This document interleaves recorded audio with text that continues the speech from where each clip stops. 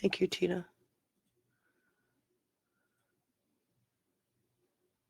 Okay, what do you want to talk about?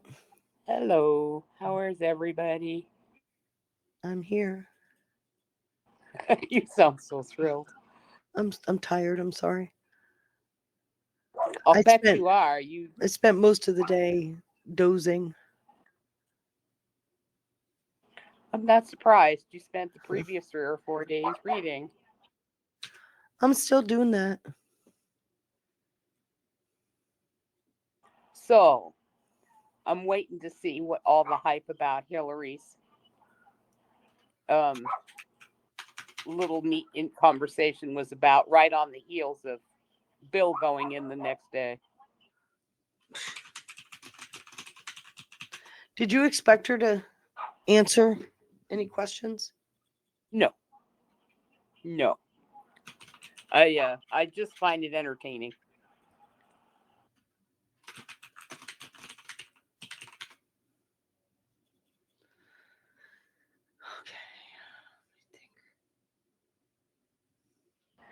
If she's got to give testimony in front of a grand jury or as a witness in a court case, she's not going to say anything.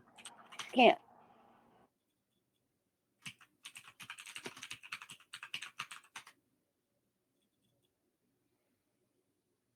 This is just for show. I just find it interesting that they were scheduled in November, refused to go in, and here we are at the end of February after the Epstein files have been dropped, and now they're questioning them. I just find the whole setup very interesting.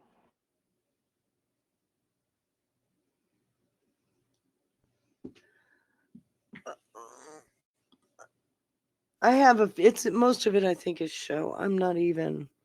I'm sure it is.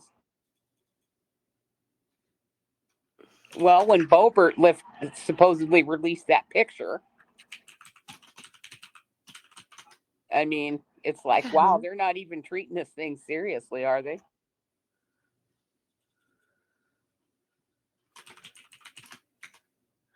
Okay, for some reason, I can't get the Epstein files to do a search. They heard about you. They blocked you. Oh, for God's sakes.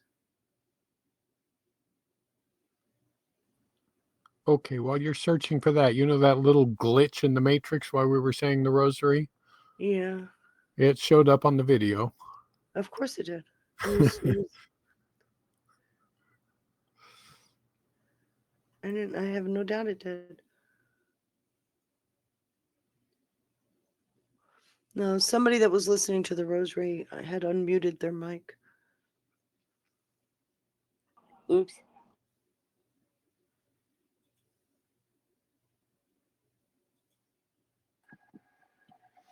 I I wonder. actually think it was me, Feisty. I've never listened to the rosary on Telegram, and I meant Oh, to hit audio and I hit unmute. And as soon as I hit it, I was like mute. But I think somebody had already muted me before I could even turn it on. I couldn't get my headphone to connect, and so I pressed the wrong button. I'm still not used to. I'm not used to Telegram you'll yet. get there. You'll get there. Welcome, Jessica. Thanks. I hope you enjoyed it. It's no big deal. Don't worry about it. Just because I harass my husband all the time that I would like a relatively perfect rosary recitation because he does post them. It's all your fault. You screwed up today's recording. Jessica is God's showing us humility. That was a pretty quick mute, I must say. I didn't get to the mute. I couldn't figure out what was going on. Mhm. Yeah, that was me. Thank Thank you, you. Tina. Speedy got in there first. Okay, for some reason, the Epstein files are not operating. Son of a gun. Son of a gun. Son of a gun.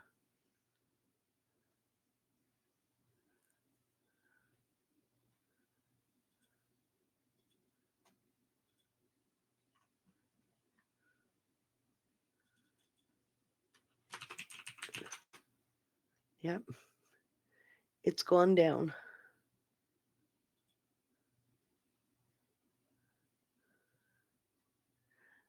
I wasn't ready.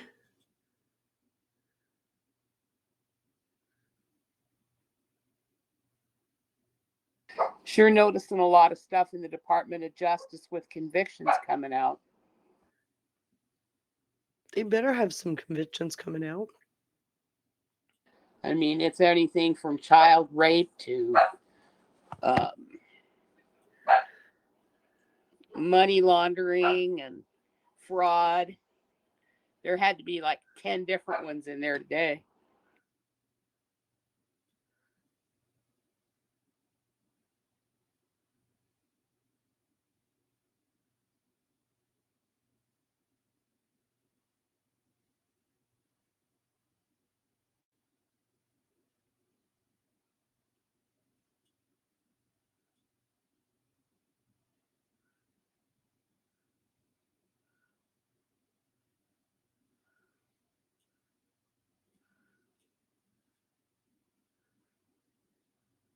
Where is everybody tonight?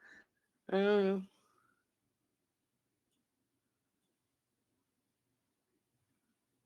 It's right. I don't mind. I'm sure with as tired as you are. That was very interesting about Mark Molick Brown. I was looking at it today going, I know he's involved in Smartmatic. I knew he was on the board of Soros. And that video that I posted, it was like, there it is right there.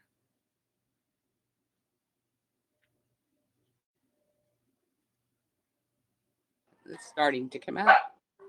Okay, I have a question. I walked through the room, and I'm going to word this wrong because I don't remember how they said it on the TV, but they said something about Trump was going to take over the voting and nationalize it or something, the voting. Did anyone hear anything on that? I haven't seen much today. Hold on.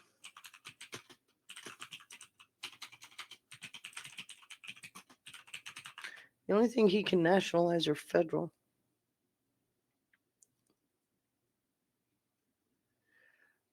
Okay. Trump calls to nationalize elections. That came out on the 6th of February. It was 3 weeks ago. Trump calls to nationalize elections. Oh, well, they were reporting on something today, so maybe they're just like behind. Okay, thank you. In fact, there's a video. President Trump's obsession with It's a negative. President Trump's obsession.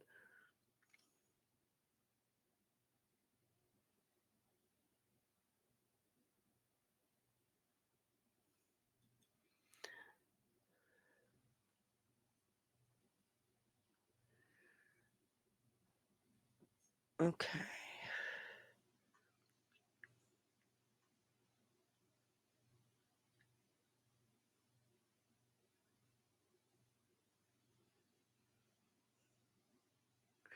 Yeah, it was 3 weeks ago, just so you know. The only thing he can nationalize are the federal cycles.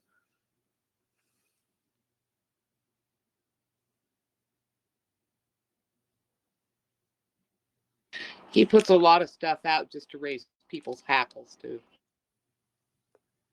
Yeah.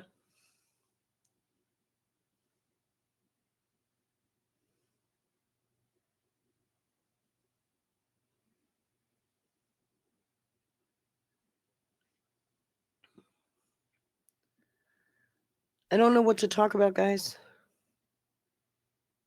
I have nothing on my agenda today. I've been laying low. I'm bummed that the Epstein files are down. Wonder if that's a coinky dink. I have no idea what is anymore. Or just if there's a lot of people in there suddenly reading them. No, the search has come up empty. I can get to the files. I just can't do a search.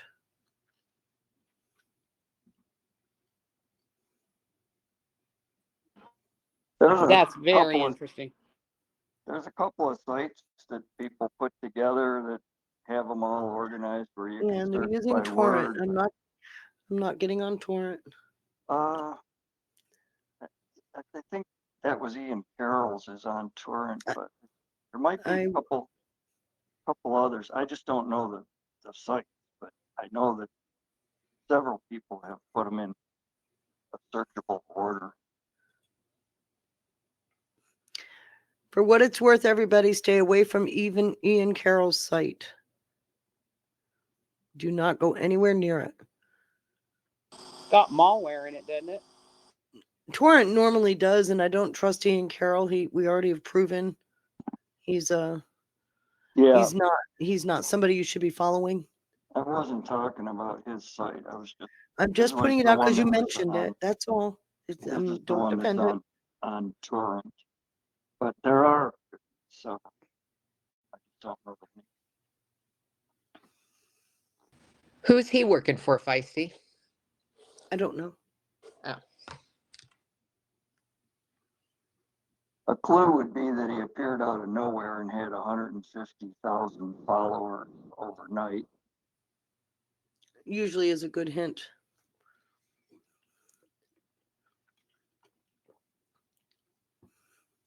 Hello, Feisty. Hey, Victor. I have a question for you. Of course you do. It's the only time you get on. I just saw an interview with Hillary Clinton where they straight out asked her, how did Maxwell end up at her daughter's wedding in 2010? And everybody knows who brought her in. I mean, everybody knows she was a plus one, and everybody knows who the person was that brought her. But when they asked her straight out, she says, oh, she was a plus one invited by somebody. She didn't give the person's name like if it was a mystery. Why would she not just give the guy's name out? She's gonna wait for them to ask her, and if what I'm seeing is true, they didn't follow on. This afternoon, she said she doesn't recall ever meeting him. Well, who was it? Who was the That's platform? A billionaire named Gateway. You own the company Gateway or something? no. Ted Waite. Ted Waite was her boyfriend. Yeah, Ted Waite, but he owns some sort of a company named Gateway or something. No, he owns you shouldn't have said the word. He owns a computer company. Come on. Was it Compact? He's a co-founder of Gateway Inc., which is Compact Computers. Right. And the reason why they're talking about Gateway is because they want to show that he's linked to a Taiwanese company, because Gateway is was acquired by a Taiwanese company.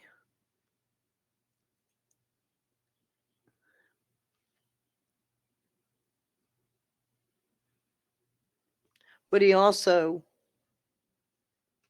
when Terramar shut down, he opened up the Waite Foundation, which is like Terramar. It's ocean conservation.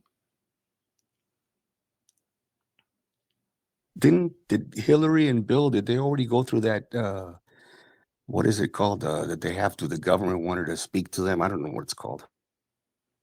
That's why you heard that interview from Hillary Clinton. That's all coming out today. She did hers today. Bill is tomorrow. Oh, okay. Do they make that public information or no? It's behind closed doors for now. Yeah, they're saying that maybe 24 hours to get it out. What they're going to do is cut out anything they don't want out in the public. So we'll really never know what they really said in that room. That's why they do it behind closed doors. Then what's the purpose of the whole thing? To get tongues wagging.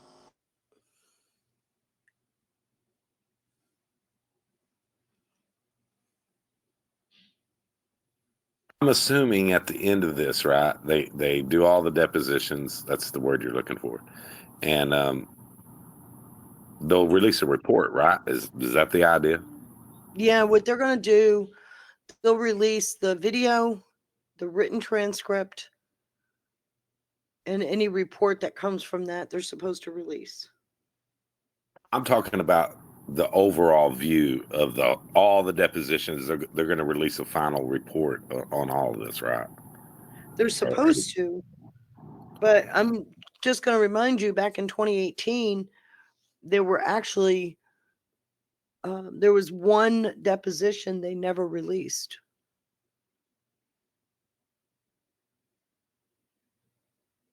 They were deposed because why? They're looking into Epstein.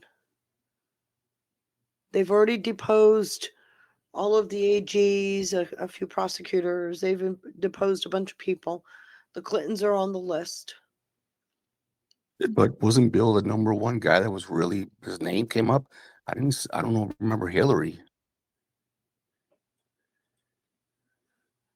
Her name didn't, I don't believe, comes up. I can't tell you if her name comes up in the Epstein files because I can't search the friggin' Epstein files right now. Just shut my research down but quick. So when they depo a husband, do they automatically depo the wife? No. The whole thing about Hillary Clinton and Russiagate, and then trying to find a connection to Epstein, and then the Clinton Foundation's work and all of that. I can't look up anything, Victor. I apologize that I can't answer or scratch any of those itches. But for right now, I cannot use the Epstein files to give any background information as to why they asked her. The DOJ like put a hold to it, or is it your computer having an issue? The site is down. Okay.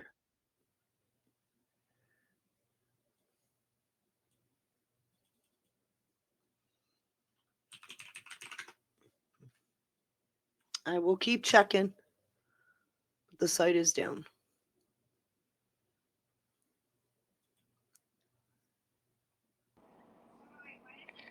Think you've got people doing some thinking that weren't thinking before with your observations this week?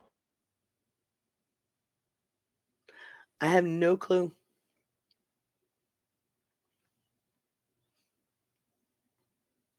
People still aren't talking about it. No, not yet that you hear about. I wonder how long it'll take before you get proved right again. It's not me being proven right. It's me having the wherewithal to search beyond pedophilia. They're still saying he was convicted of sex trafficking. No, he wasn't. They're not interested in the facts. I'm done with that. I'm so done. If people want to believe it, let them go. People can be very I'm not their shallow. keeper, right? People can be very shallow and very superficial. You see that all the time. They do the same thing with Trump. I see every time they mention Trump, oh, he's a rapist. He's never convicted of rape. Why do they say that? Ro Khanna today.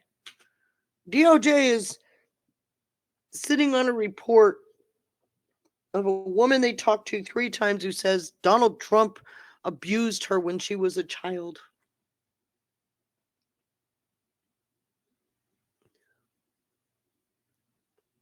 That's one way you know this. A lot of the garbage is coming from the deep state, because they just harp on anything sexual. They're really worried about what is about to drop, that's for sure. God, I hope so. It's nice to see them squirming.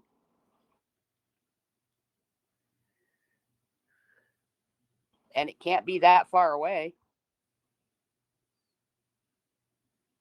I definitely want to see head rolls after all this thing is, they get to the end of this.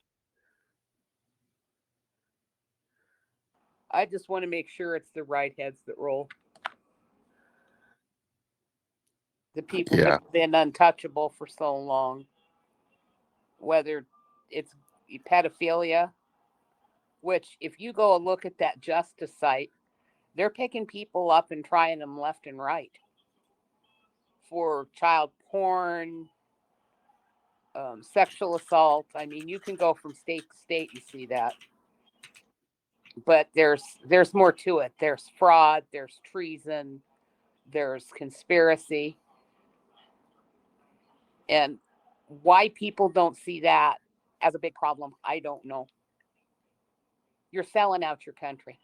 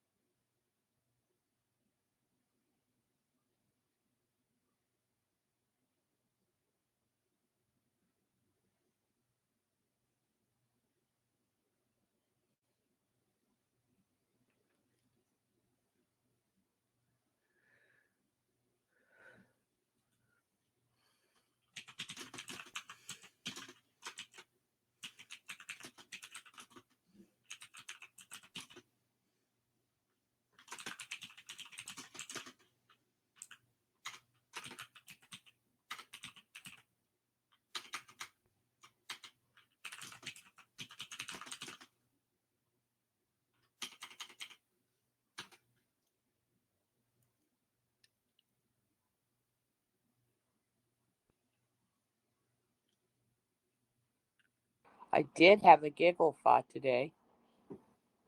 What if the guy we all know as Jeffrey Epstein actually is known by another name and we just don't know it?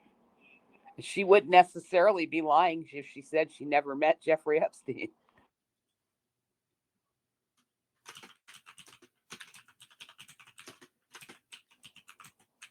Just a thought. Yeah, I was going to ask you, Feisty, in all of your research, have you ever seen anything that Hillary ever met him? No. Because when she said that, it was like, well, that's something that could very quickly be proven false if she's lying. So, yeah, either he has a different name or she never met him. He was constantly at the White House when Bill was in office. He You're was the all first you're lady. all you're all robot-y.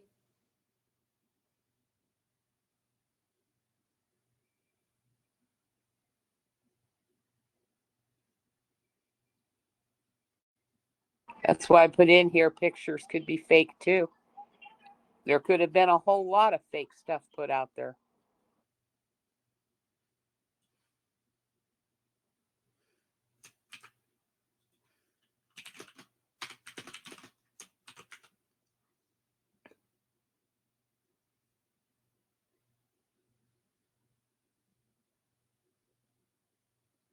So Jeffrey Epstein did go by a name.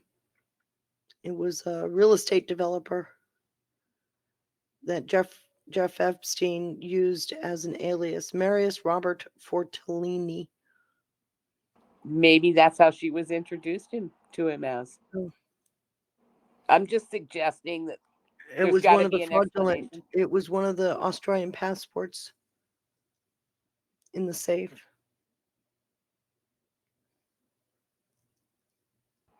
It wouldn't surprise me, would it you, if he's traveling all over the world and doing what he was doing? We suspect he was doing. It may have been the name he was using when he was flying Clinton around too. Yep. We've discussed the possibility over the years that Jeffrey Epstein is actually a construct. So a name by any other name is like a rose by any other rose, right?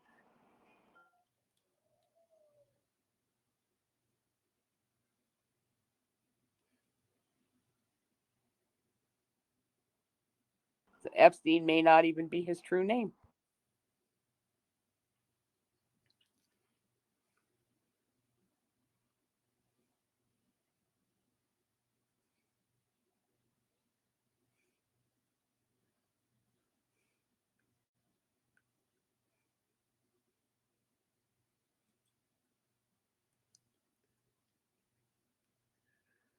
I'm really frustrated that I can't search the documents. They're probably saying you need a night off to rest.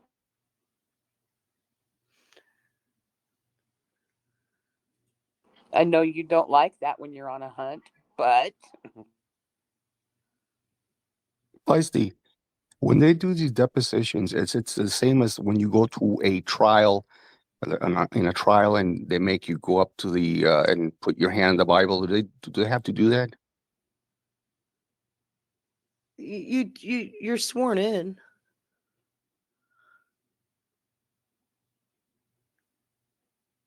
Do they do this alone, or can they bring their attorney with them? How does this work? Their attorney, they usually have their attorney with them.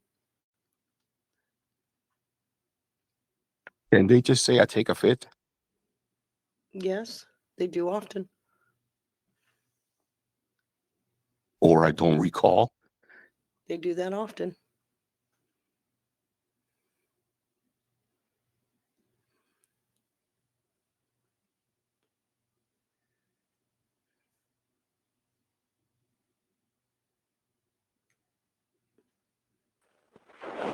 She had Cheryl Mills with her today as her attorney, which I haven't seen her in a long time or heard that name. Cheryl Mills is the reason why a lot of the files from the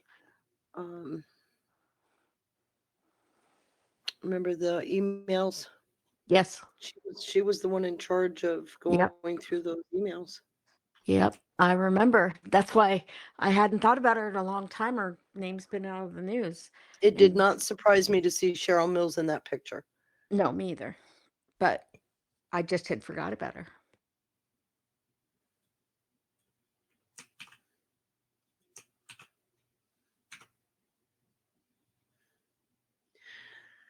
I'm glad I didn't close any of my windows.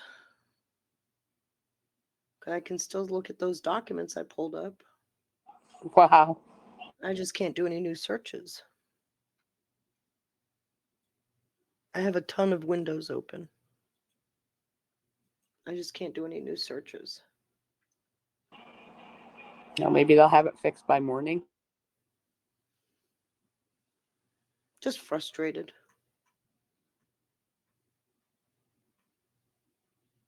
Feisty, who gets to question these people in the deposition? Well, it's in Congress, so it's members of Congress. But is it specifically like just Republicans, or a mix of Republican Democrats, or It's usually both. is it senators asking them, or It's a House hearing.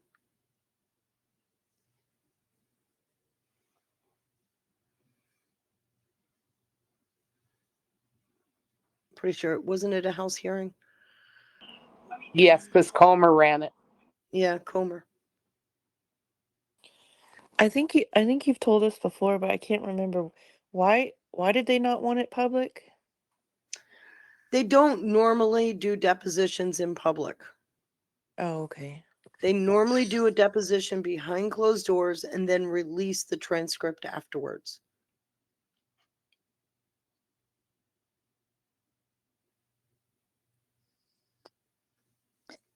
That's because the public ones, it's all you hear are the congressmen or women. It's not a regular hearing. That's the right. If it were a hearing, it would be a shit show. In a deposition, you get something different. And they're under oath. So if she lies, they can, submit a criminal referral for lying.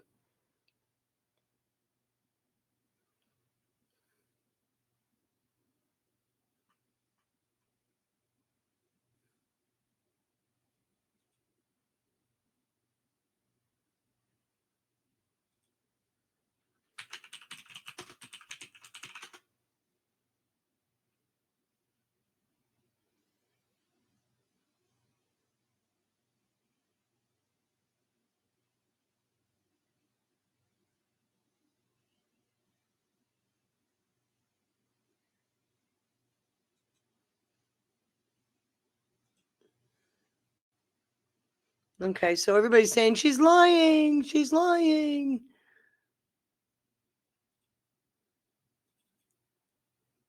please know it wasn't Epstein invited to the wedding.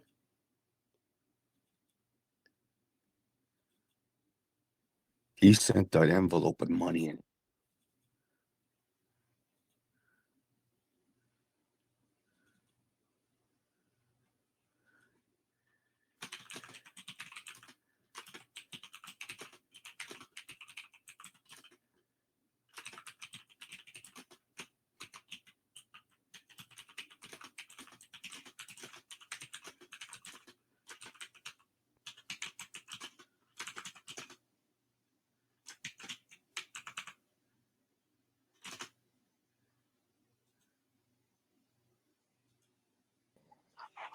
But he was at the White House 19 times when Bill was president and she was first lady. He's a huge donor to Clinton Foundation. But she never encountered him.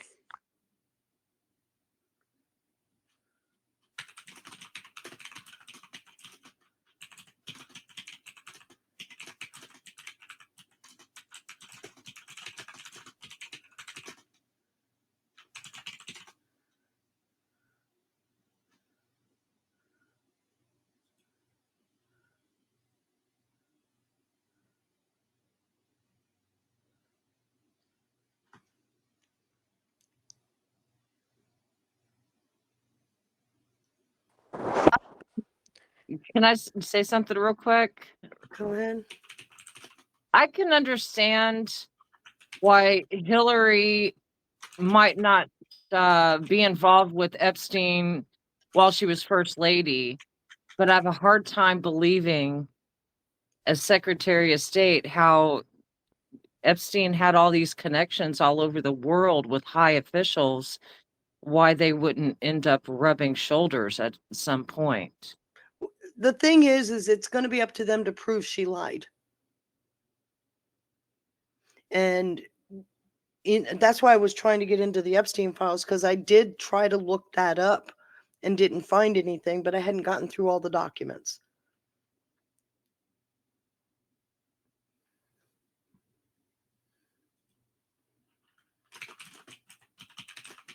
The last few days, when I've tried to look up even simple names that would be there, I get no search results. Is that the same thing everybody else is getting, or am I doing something wrong? No, right now it's down.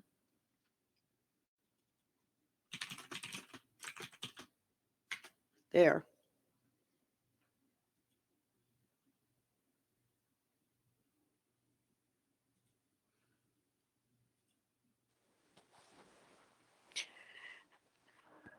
So she said today that she never went to the island. So either she's misrepresenting the truth today, or that list that was floating around is bullshit, which I don't even know where that list came from that had all those people that supposedly went to the island. So the handwritten list is from the 2008 files, and they're supposedly handwritten by the pilot of Epstein's plane. There is you can find it on the internet. I used it heavily in my research. There is a full list, and it's the typical typewritten one of every trip that plane was on with Epstein. The full Epstein flight logs. Of course, the one that's been passed around is only with Epstein and high-powered people. And unfortunately, what people ran with, and this is where John Roberts came in, this is where Trump came in. If you were on Epstein's plane, somehow you were already guilty, even though that plane, for example, Trump was picked up in Florida and taken to New Jersey. So Trump hitched rides with him way back in the day. But that flight log that's been out, the handwritten one, is from the 2008 trial, and it's from flights that took place before the trial. So it always painted everybody on that plane as bad and committing a crime. do you recall? I thought she was on that list. Not Hillary, Bill is. Oh, I thought Hillary was too, but that No, must have been just no. In rumor. fact, Bill and Hillary, I don't know if people realize it, but Bill and Hillary have been separated for years.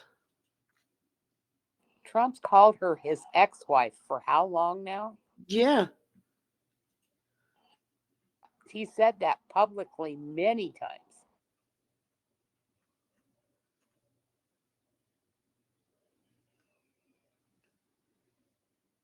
they've been apart for a very long time.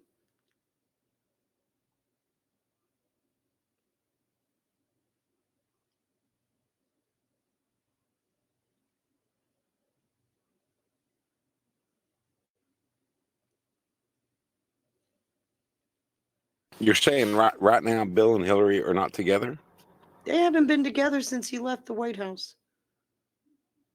No shit. No, I'm shocked that people don't know that. I did not know that. She lives in Chappaqua, he lives in Arizona. Or Arkansas, rather.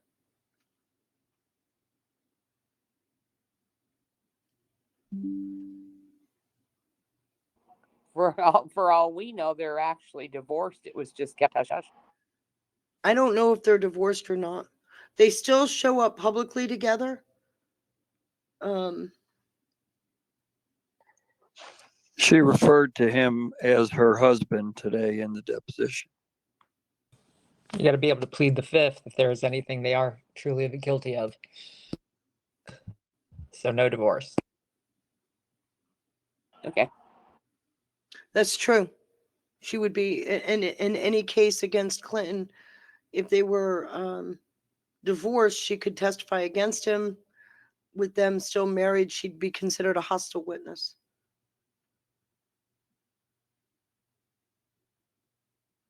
There's an interesting reason to stay married for 25 years after you separate.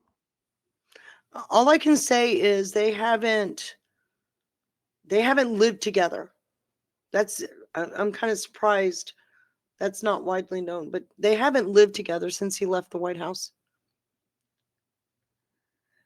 CW, haven't you figured out that most of the shit out there is bullshit?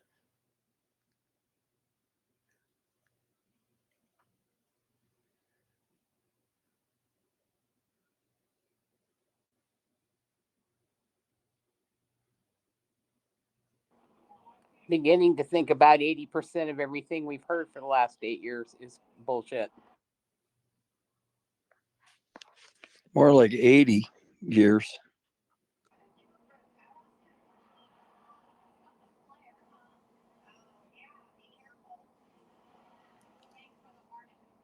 They've been throwing untruth and manufactured stuff out there from the very beginning. Well, before that, you just have to research to get past it.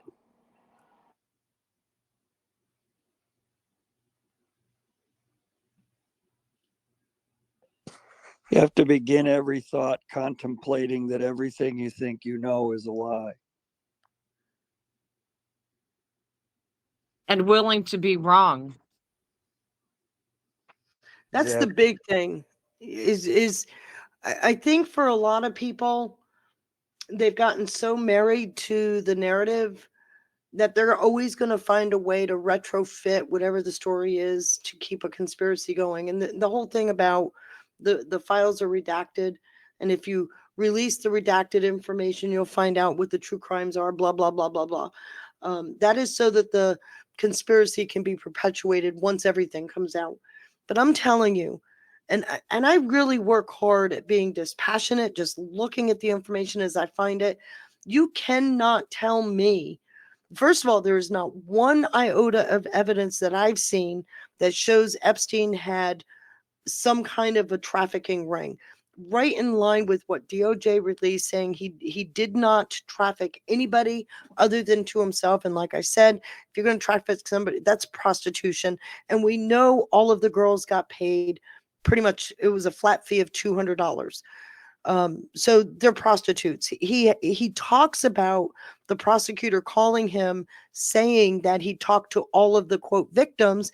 Not one of them were victims. They were all prostitutes, which means it's consensual. So then the next question gets into, were any of them underage? At what point do you hold the quote victim accountable for lying about their age? Because that's come up in several documents that I've seen. So for those that think that I'm giving Jeffrey Epstein a pass, let me please reiterate, because this is recorded, I have never given Jeffrey Epstein a pass. I don't think he is lily white. Nobody is, number one. Number two, the amount of times he dipped his wick, I have total disgust for him. Just so you know. That is a complete disrespect for women. I don't care if they were prostitutes and it was consensual. I don't give a rip. You're a notable leader in your community. You're an influencer around the world. For God's sakes, man, have some moral decorum.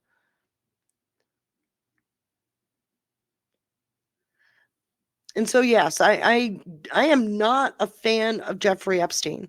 So what I keep putting out is not because I'm trying to retrofit a good guy scenario into this.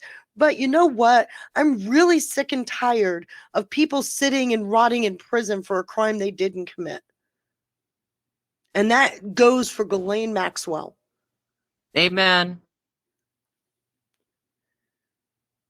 And everybody should be pissed. Every single person should be pissed that this woman is in jail for 20 years for a crime they knew she didn't commit. They knew from day one. They retrofitted her into a crime because they lost Jeffrey Epstein. And quite frankly, doesn't it beg the question of how many people are rotting in jail for being overcharged, oversentenced, or worse yet, sitting there rotting over a crime they never committed because they pissed somebody off in power? I mean, that should piss everybody off. I actually do think a pardon is coming for her, but I don't know if he commutes it or if he pardons her. I don't know. I don't care. But justice needs to be served by those who put her there. Served on those. Tina Peters, same story. She did not commit a crime. And it is the height of hypocrisy to claim you want Tina Peters released and never once mentioned Ghislaine Maxwell in the same sentence. They're both the exact same story. Exact same story. Trumped up charges and a long time in prison.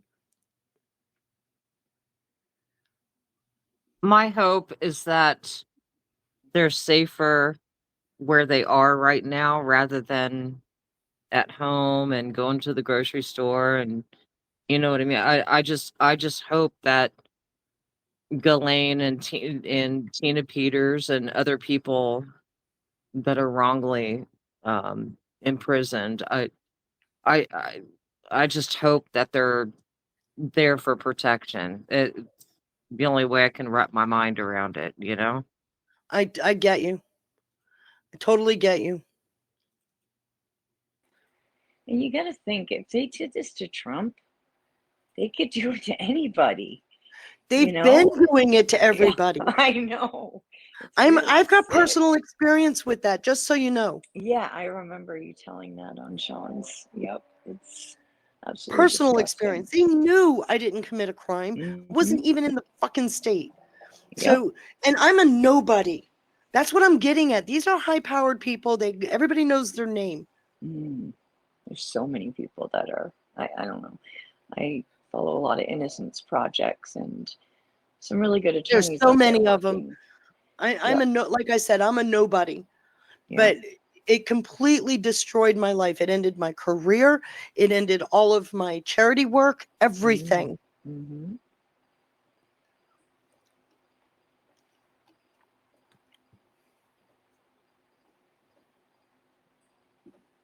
Feisty, have you been seeing the news on the gentleman who was a former superintendent in Miami-Dade County for many years, took the job in LA a few years ago, Yes, it's in and here. now he's being investigated by the FBI? He was arrested. He was It arrested. wasn't just Miami-Dade, by the way. He was also superintendent in New York City. Well, that was before Miami-Dade. Yes. New York, Miami to LA. He was There's arrested. a What are the pattern there. charges? Hold on. It's in here. Hold on. Let me find it. I put it in last night.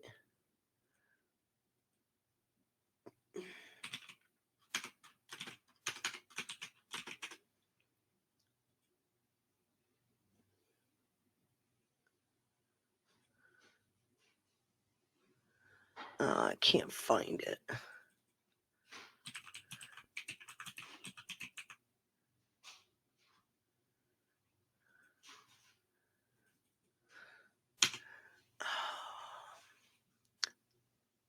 $757.59.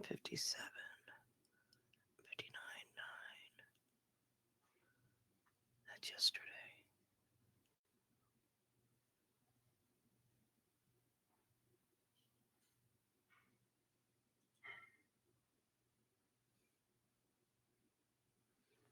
I'm looking. Just give me a minute. Take your time.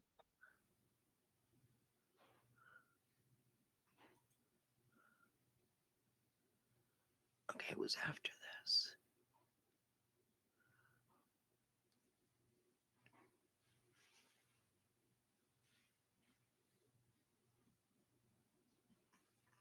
Yeah, I don't think he was arrested, Feisty. I think they just raided his office and his house. Yeah, they did a raid yesterday. That's right. Not only in LA, but the home in Miami too. Yeah. But just so you know, he was also superintendent in New York City. I've talked in the past about the rubber rooms in New York City. There would be Is teachers. it me or used. does everyone that comes from Cal or goes to California or comes from California grease back their hair and put on nice suits? I think they're looking into there's like what is it like 20 something $million that Yeah, is he unaccounted misappropriated for. funds. Yeah. Yeah, just look at his wardrobe.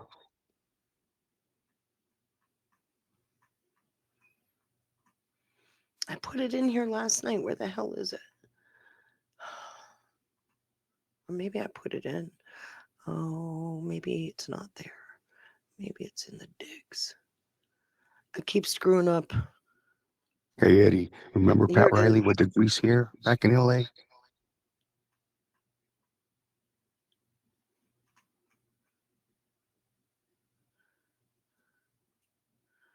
Forward. There it is. I had it in the wrong folder. I apologize.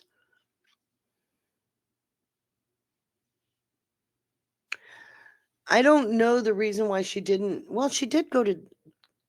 No, she did a teleconference, didn't she? My guess, it's to protect her.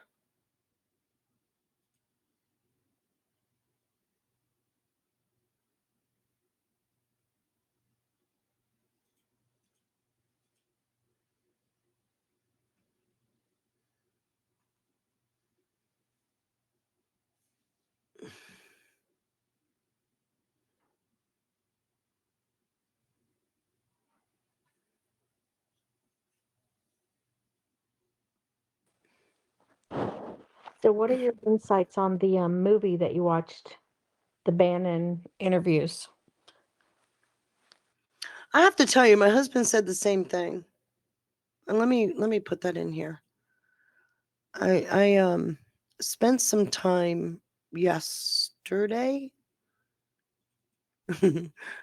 What day is it? See what happens when you don't sleep and dig all night. I know, right? This is The pathetic. whole week is gone, and you're like, I have what? no idea what I did. I I think I watched it yesterday. Oh, the file's too large. Shit. I watched it yesterday, the Bannon interview. In fact, I recorded it so I have a permanent copy of it. Both my husband and I watched it. And we both said the same thing. My respect for him went up. I'm just going to point that out.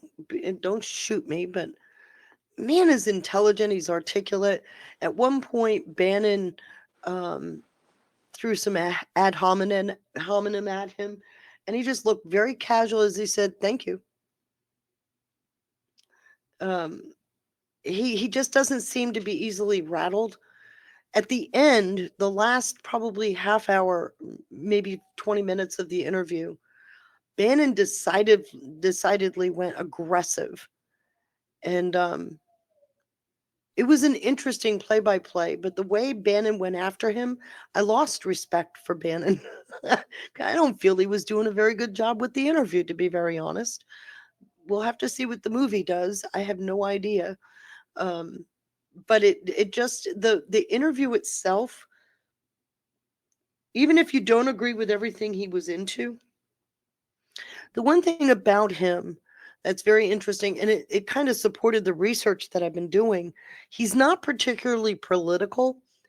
He likes chasing what he considers good ideas. And I've seen that in the files. I've seen some of the things he's gotten involved in. And I don't even know that Bannon asked him at one point, because when the financial crash of 2008 happened, he was in solitary confinement down in Florida in jail. And it was the guards who told him that the crash was happening.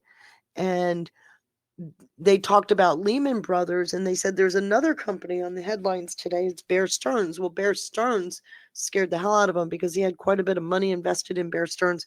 At one point, he was a member of the Bear Stearns leadership team. So what he did was he got 2 phone calls, both collect. One was to the CEO of Bear Stearns. The other was to a friend of his. He didn't say who, at JP Morgan. He didn't know until he got on the phone that JP Morgan was trying to buy Bear Stearns. But it freaked him out. He didn't know. He had no idea. And he said, I could have made a lot of money, but I wasn't thinking about that. And Bannon says to him, at what point did it occur to you, I'm sitting here in solitary confinement and my world is collapsing outside? He says, no, I didn't even think about that. And he says, come on, you had to have thought about that. He says, no, that would have meant I was too self-aware. And I kind of giggled with that because I get what he was doing. But and you guys are going to have to watch it yourself. But I didn't find him particularly unsettling in that interview. How about you, Carrie?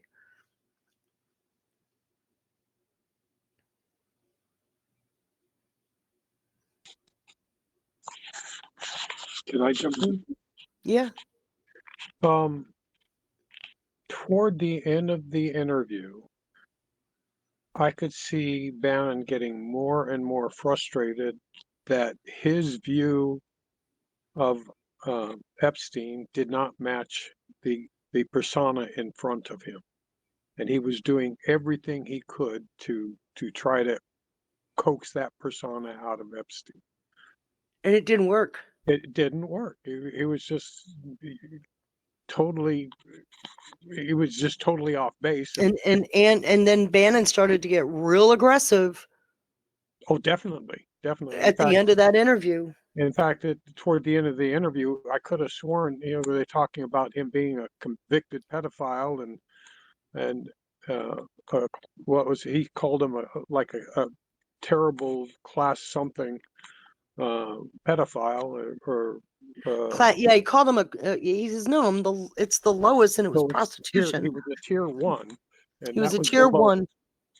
But it sounded to me like Bannon was going to say, okay, you rape little kids and you eat their dead bodies. That sounded like where he wanted to go with it. But it isn't. It is incredible to me that Bannon. It was like Bannon needed to have some of the stereotypical Jeff Epstein come out. Yeah. But it was after an hour and a half of a really good interview. I got some good information from him. Yeah, a lot of good stuff.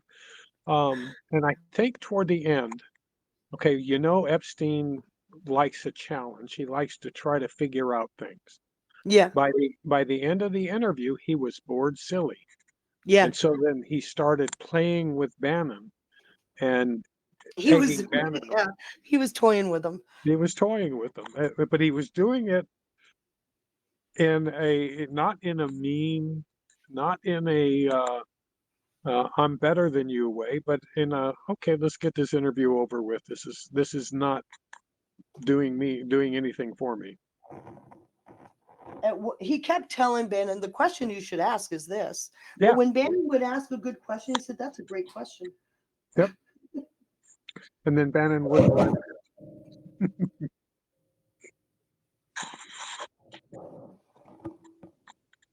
Yes.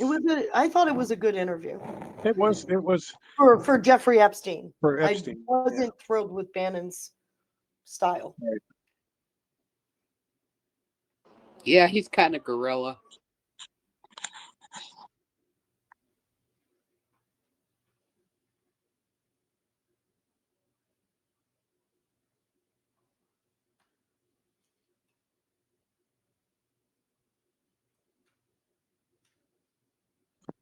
But it's definitely an interview people should watch because it gives you a lot of insight into Epstein.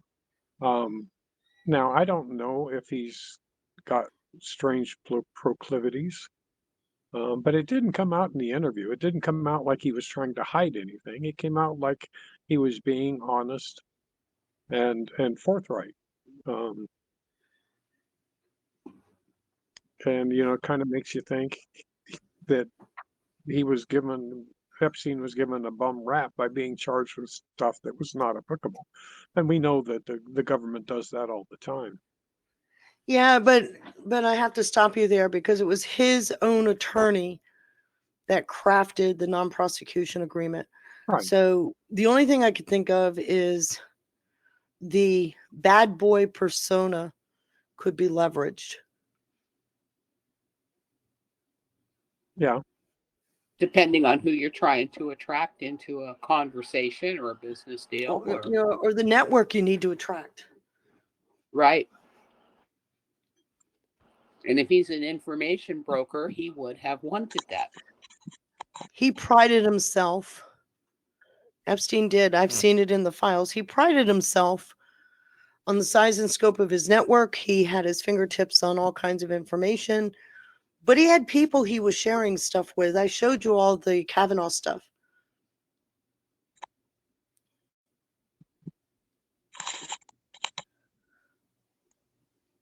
And I know that's they not weren't going to sitting settle around well for a talking lot of about people. little kids. I'm sorry? It shows you that they weren't sitting around talking about little kids or sex all the time. The information he had on Kavanaugh was valid. It was important. Mm-hmm.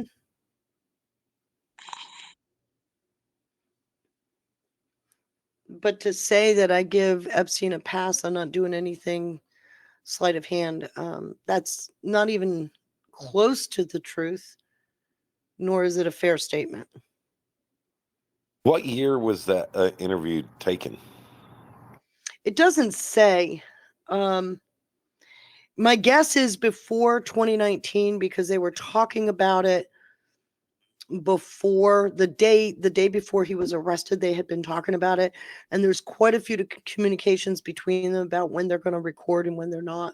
And Epstein was at Bannon's house to do it. That's interesting. And when did Bannon leave the Trump administration? It was before. Yes, Bannon left in April of 2018, and most of their communications, in fact, all that I've found so far, are from after that, starting in about July or August of 2018. So it felt like to me that that's why he left the Trump administration, was to get this interview with Epstein.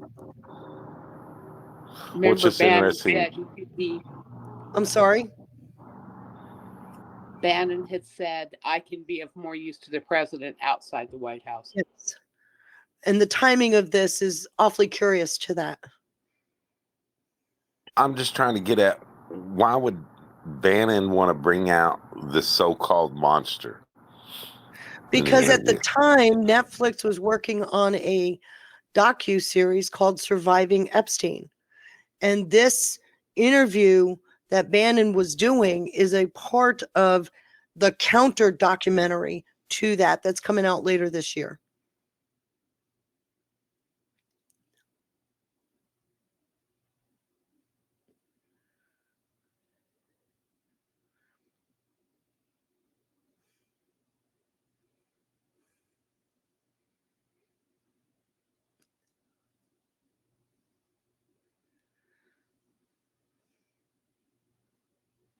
I went through that Netflix series.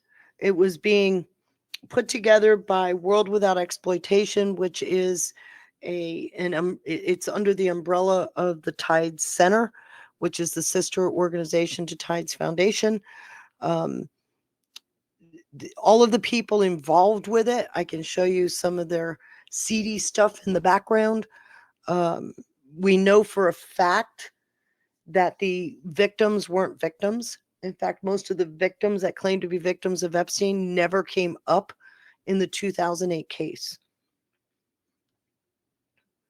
because there were credibility issues. If you recall, Acosta said they couldn't go to trial because there were credibility issues with the victims.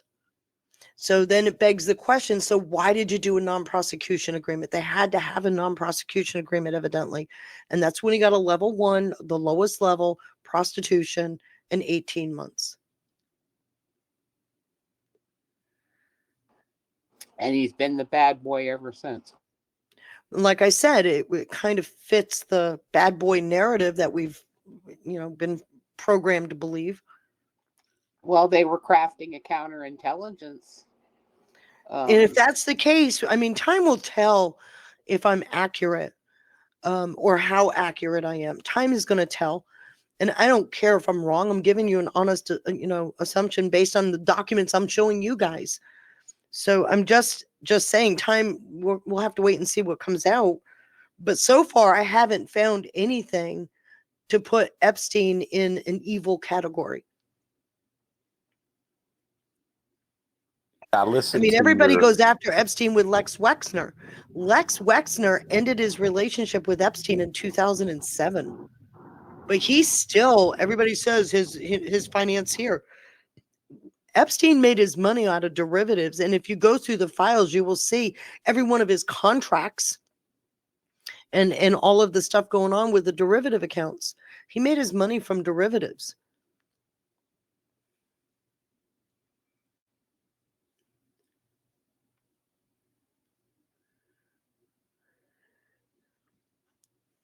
Weren't derivatives a big part of the problem that caused the He actually 2008 crash? explains that in the video.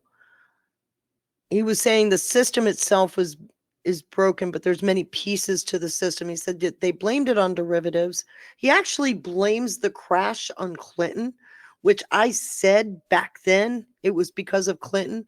They pushed for everybody to have a home ownership, and the Clinton administration actually threatened banks that they needed to give loans to what they called subprime. And he even explained subprime means they weren't creditworthy.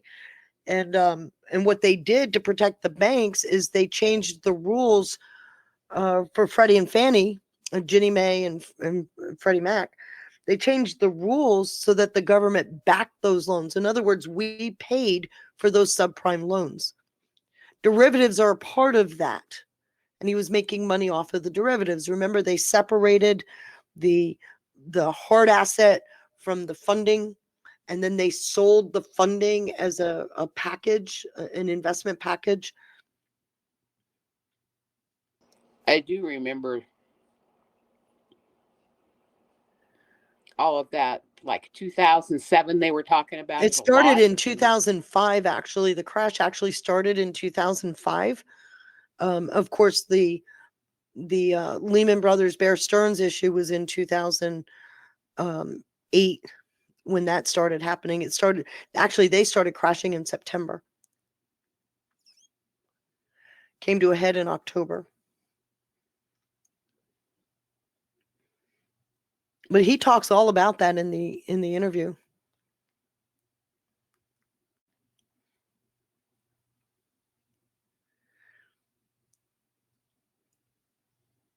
And unfortunately, the video is too long. Let me see if I can make it shorter. See if I can save it down to a lesser quality.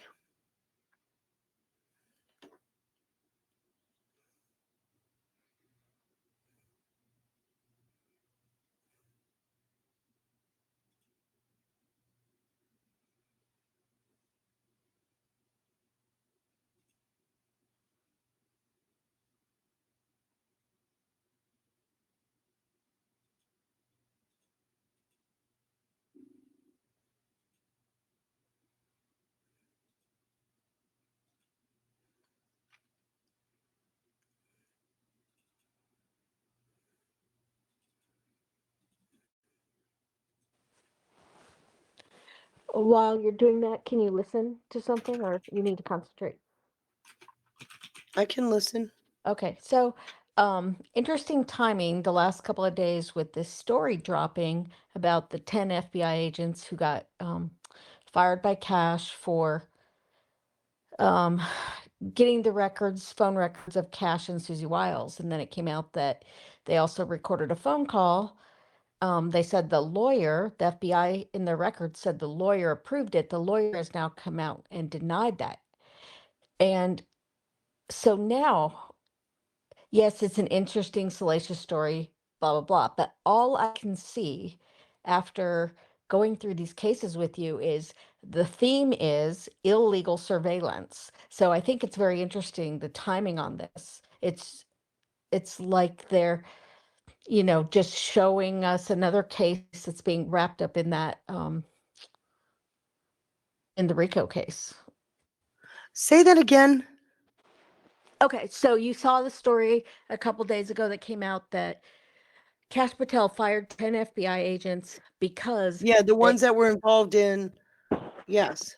Yes. Okay, so basically they got Cash's and Susie Wiles' phone records. And then it also came out maybe today that they also recorded a phone call between Susie Wiles and her attorney. And at first they didn't name the attorney. Okay. So now the attorney has come and said, I did not and would not, could not keep my license, agree to let the FBI record this phone call. This is not true. So it looks like they probably lied in their documentation. But when I look at it, to me, it just looks like illegal surveillance because they did not have a predicate to open that case in the first place. So once again, they were surveilling the main people that were going to be on his team to see what his strategy or what they were going to do. And They then, were doing another Russiagate. Yes. Yes. So, but I wouldn't have seen that before, probably in that light, but I would have just got lost in the salacious details. 10 agents and they lied, you know what I mean? But now it's so clear. It goes back to illegal surveillance that's been going on for years and years and years. And that's what I'm finding with the Epstein thing. They opened up a bunch of Title III surveillance on him. And they used as a predicate that he was running a trafficking ring, which there's no proof of. Yeah, so no predicate to open the original case to Right. get what they wanted done. And then they So, tried money laundering, which I've seen nothing that shows that. I actually went looking for stuff like that and I couldn't find anything. so anyways, I thought that was interesting, an interesting timing that it's coming out now, almost like they can put it out now, Well, doesn't it feel like, though, because we're seeing this in spades lately, it feels like we're coming to a crescendo, doesn't it? Yes, definitely to me.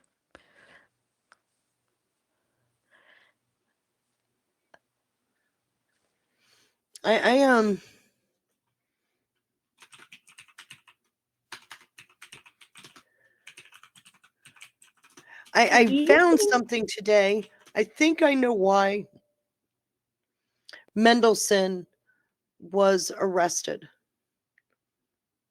Mendelsohn was a House of Lords. Lord Mullock Brown is a House of Lords. Well, he stepped down in 2018, but he was still House of Lords. Lord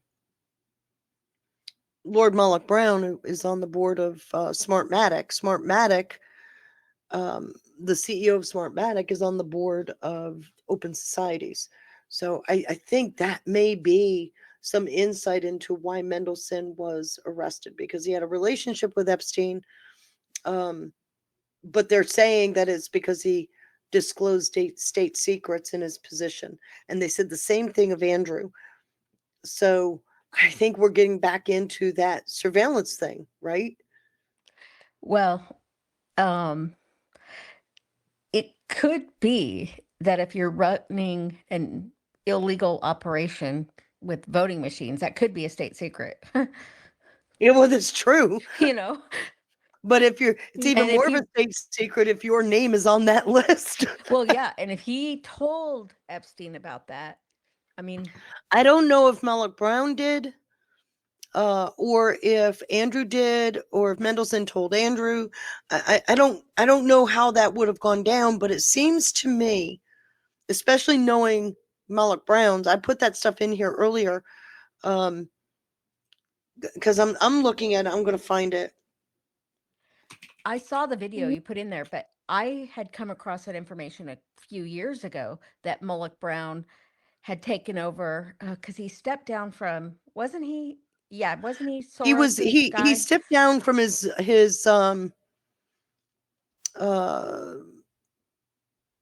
ministerial position in 2009. But Said he then wanted didn't he run whatever group Soros had, and then he went over to Smartmatic? That's the way I remember. No, he's doing both at the same time. Yes. Yeah, but I do remember that. But it's all seeding, so they put out a little bit of information so that you can tie it back in and accept things. But I didn't get the connection until he put that in here that he was also a lord, and so is Mendelsohn, and they may or may not be connected, but it's an interesting theory, I think, that you have. Oh, it just seems to fit. Well, my question I have is, do you think... Here's the other one. Hold on. Let me forward this before I lose my spot. Okay, so that slide is from my election integrity. And Mullock Brown is on, he's a part of the Smartmatic crew. But if you look, you'll see Queen's Privy Council, you'll see the State Department, you'll see the FBI, DOJ, CIA, you see all of it. Lord Mullock Brown is with Hart InterCivic. You know who Hart InterCivic is.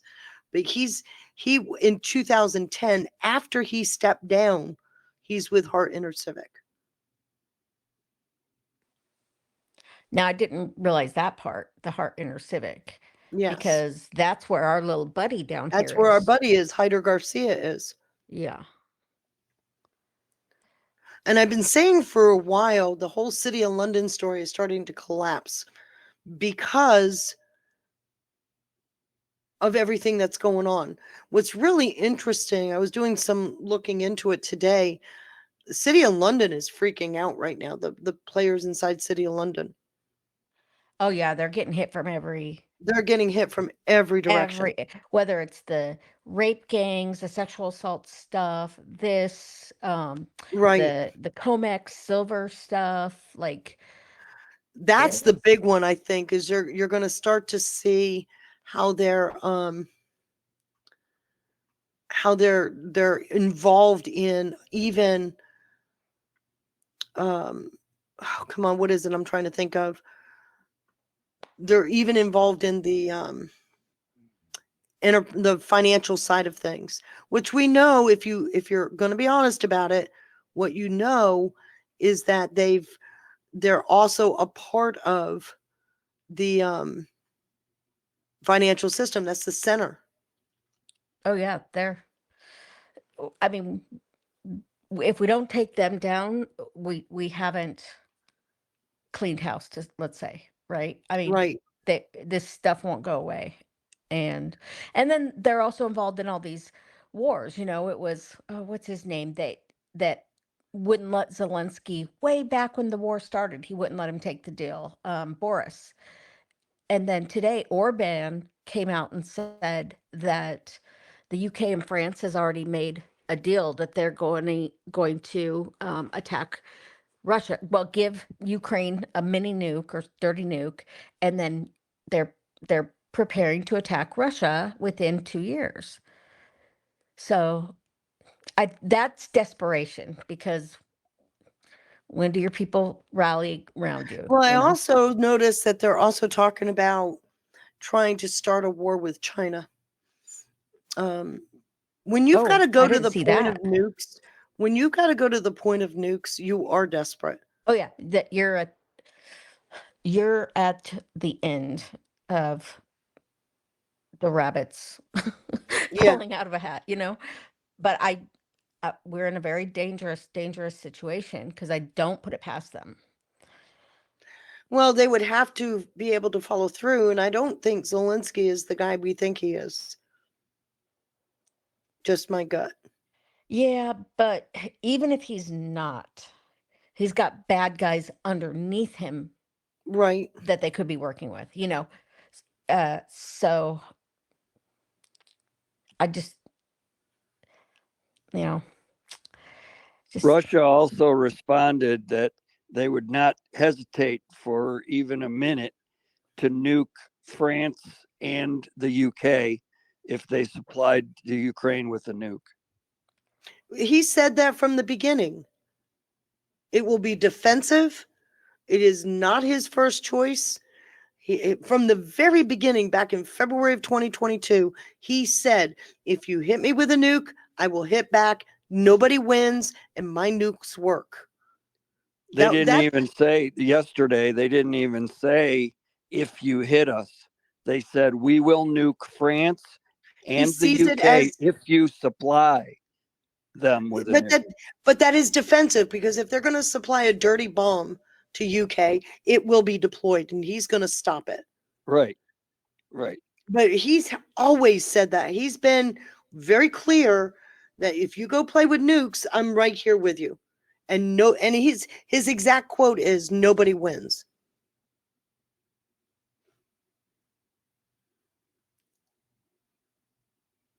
Yeah, it was the defense minister of Russia that said that yesterday. Again, it's still a defensive stance. It's not offensive. Exactly. I agree.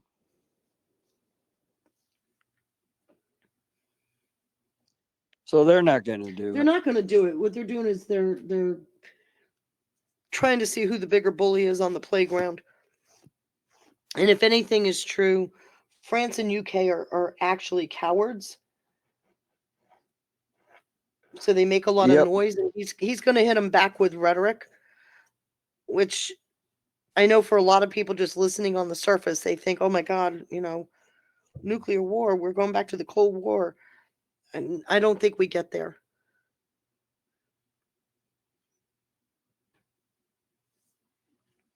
I'm pretty confident we don't, by the way.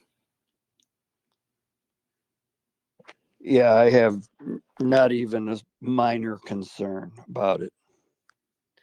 So, Sherry, I think people had the Patriot Act wrong, in my view.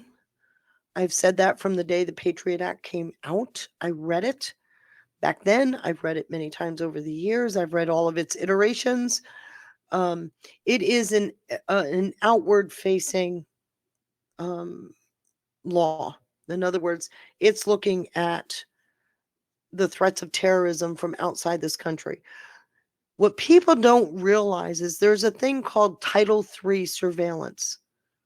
That's even more dangerous than the Patriot Act. Patriot Act is harmless in the grand scheme of things. Title III surveillance doesn't need all kinds of documentation. It doesn't need a private court. It can be handed down by your magistrate in your county. And all they need is a probable cause of a crime to issue a Title III surveillance. And that's against civilians. That's against citizens. That's worse than the Patriot Act. And that's why I brought it up. There's many times in the Epstein files where Title III was opened up against Epstein.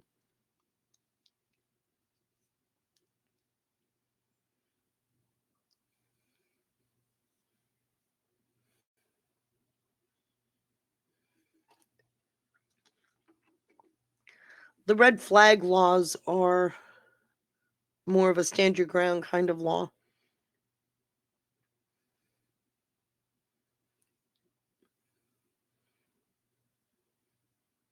So I'm not real concerned about FISA.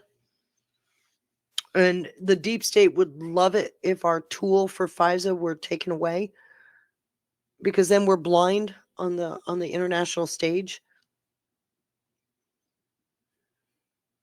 Title III surveillance, though, needs reining in big time.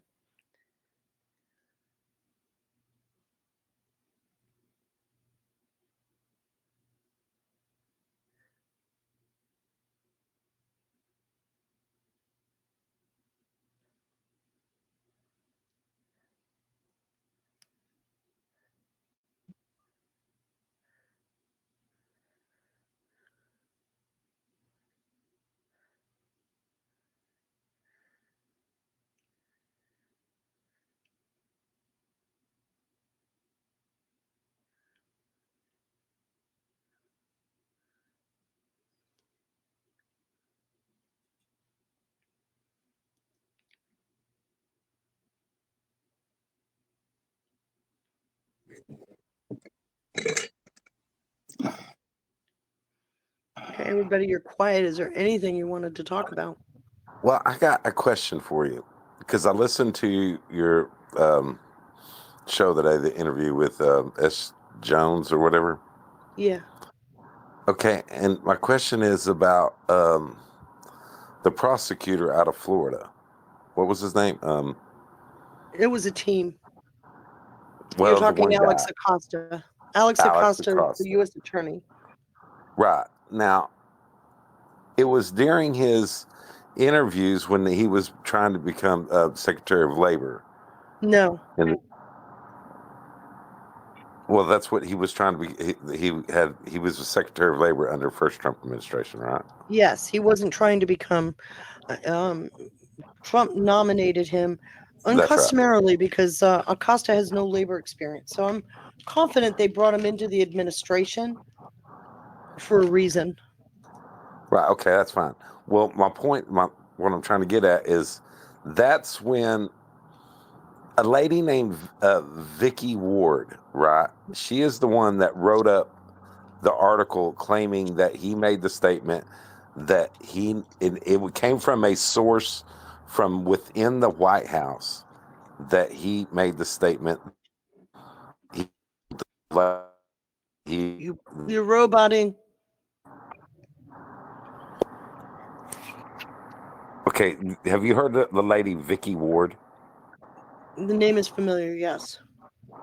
Okay, she's a investigative journalist, and she is the one that reported on Acosta from a source she claims she got a source from in the White House that claims Acosta made that statement about telling him to back off, that Jeffrey Epstein is intelligence officer or whatever, part of intelligence. Yes. Now, he later claimed in 2020 it was a House investigative committee over Jeffrey Epstein and some of those matters. He denied that he ever made that statement, and then he denied it again in 2025 in front of this committee that's doing this investigation right now. And Vicky Ward is a very sketchy individual. Now, I was wanting to know if you knew anything about that part of it. Okay. So I brought it up yesterday in one of the documents. Jeffrey Epstein, there was an Alex Acosta update that was forwarded to Jeff Epstein, who forwarded it to Bannon. Did you catch that part? You that's the part you're talking about, right? I guess so, yeah. And so Epstein said, "Do you know Pompeo?" And then there's a space. CIA. And yes, Pompeo has a CIA background. But when you look into his background, it's not a director's level background. He was more of a advisor to the director. He was in the background, literally in the background at the CIA. It wasn't So Pompeo, it was Barr, right? Bill Barr. Bill Barr, rather. Bill Barr. I'm sorry. Okay. Yeah, Bill Barr. that's okay. So I looked up because Bill Barr said that in 2025 he was questioned. I think it was at the House. He was asked questions, and he made the comment. Let me find it so I get it right before I get shot in the morning.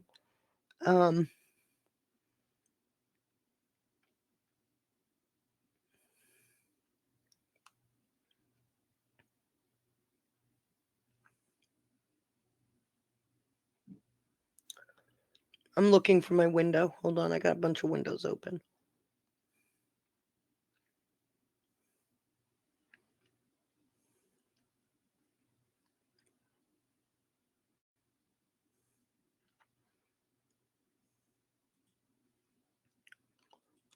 Okay, this is the document.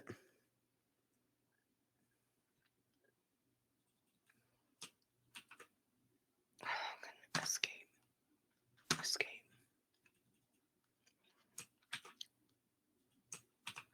Okay, there's the document. When you open it up, what you'll see is Epstein is forwarding it to Steve Bannon, and he says, "Do you know Bill Barr?" And then there's a space, and he goes, CIA. So I looked up about that because I was curious about where that came from. So Bill Barr suggested that Epstein might be that the CIA or no, he said this was in August in a deposition that Barr gave in August of 25. He suggested a potential relationship between Epstein and a CIA based on the CIA based on a supposition about how the agency gathers intelligence. He went on to explain that the CIA has a specific unit dedicated to talking with, quote, well-connected individuals. He speculated that Epstein was a businessman with extensive foreign contacts and might have provided information to the agency in an informal capacity. And I've seen examples of that in the Epstein files. So that rings true. Was it CIA, though? I can't tell you. He also said that Epstein had links to intelligence agencies, which we've seen in the files. He had links to almost every intelligence agency around the world. And that those connections could be explained by the position within the network of influential figures that are typically monitored for information. And then he admitted that the relationship was only a possible relationship. He actually said he saw no evidence of an official intelligence operation. He did not believe that Epstein was formally working for any agency. And that was in August of last year in his deposition. So generally what that means is you can debrief people, but you can't task them. No, what I took it as, and this is my feeling, okay, my opinion, Bill Barr was telling you his relationship with Epstein using known CIA tactics. You know what that makes me think of? Trump in New Jersey with the FBI. Trump is also an informal. I mean, if anybody thinks that Trump doesn't have a network, think again. You don't become a billionaire without it. Yeah, but the asset, not being an asset, but the person doesn't have to be an asset. All he has to do is authorize the connected, FBI to right? to use his communications or to do whatever on his boat. You know what I mean? Mhm.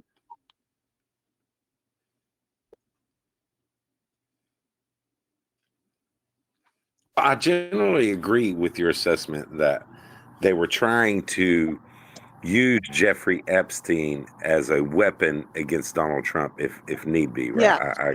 I agree with that. And I'm trying to connect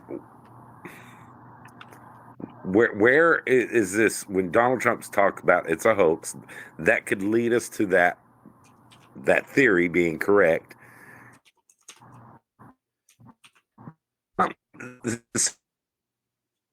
You're Kind of, roboting again. I You're don't know. roboting. I think This that knowledge coming out.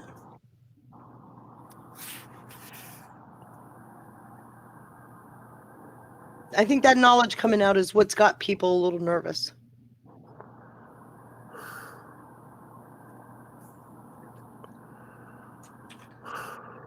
Well, Chuck Schumer, he's not backing off, right? Because he knows a lot of these files that are being held back. It's a bunch of CSAM and a bunch of things that they're never going to release. Right. So, but think about the beauty of if you're doing an investigation and you're trying to get around the 3-letter agencies, you would informally tap into networks, right? Because a formal agreement to be a source would be on file for all to see. So this is one great way of tapping into, because Epstein's network was huge. And he even tapped into, and there's documents showing he was purposefully tapping into Stefan Halper's network. Stefan Halper's network is not of your high quality people. So again, I can see where a bad boy persona would give him an inroad to be able to get Stefan Halper to even talk to him. But still, it's an informal agreement, which means there's nothing documented.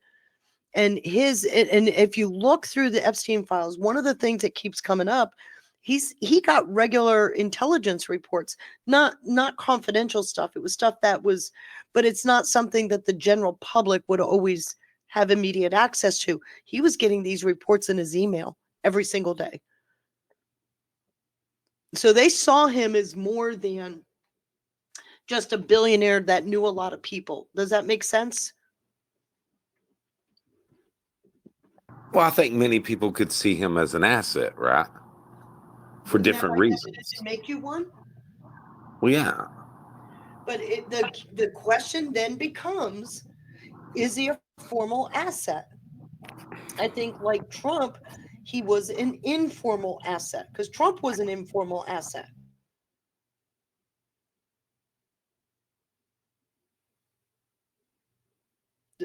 Are you getting what I'm getting at?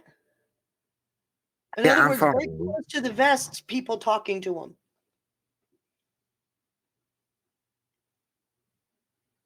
But there's no formal documentation in any of the intel agencies where he was signed on to be a source. So, and it makes sense that would be true. Obviously, he became a liability. I don't think he became a liability in my view. I think because I don't believe he's dead, and I think Barr helped get him out of that jail. But again, that's my opinion. We'll have to see if I'm accurate. I don't think he's dead, and I don't think he was a liability so much as it got to a critical point. Remember, he suddenly did not kill himself the day after the courts in Florida authorized the release of the 2008 case files. And so with those files coming out and they've got him arrested, they're trying to get him for pedophilia. We already saw with Ghislaine Maxwell, she did not get a fair trial. So they had to get him out of there because if he'd have been a convicted pedophile, the whole story would change. And they've wasted no time to keep calling him a convicted pedophile. He was never convicted of it. That's all pure propaganda. Yeah, he was charged. He was never convicted. He couldn't be convicted because he, quote, died. Like I said, the day after the judge in the Florida case authorized the release of all of those files. And I'm sorry, but that timing is awfully curious to me, isn't it to you?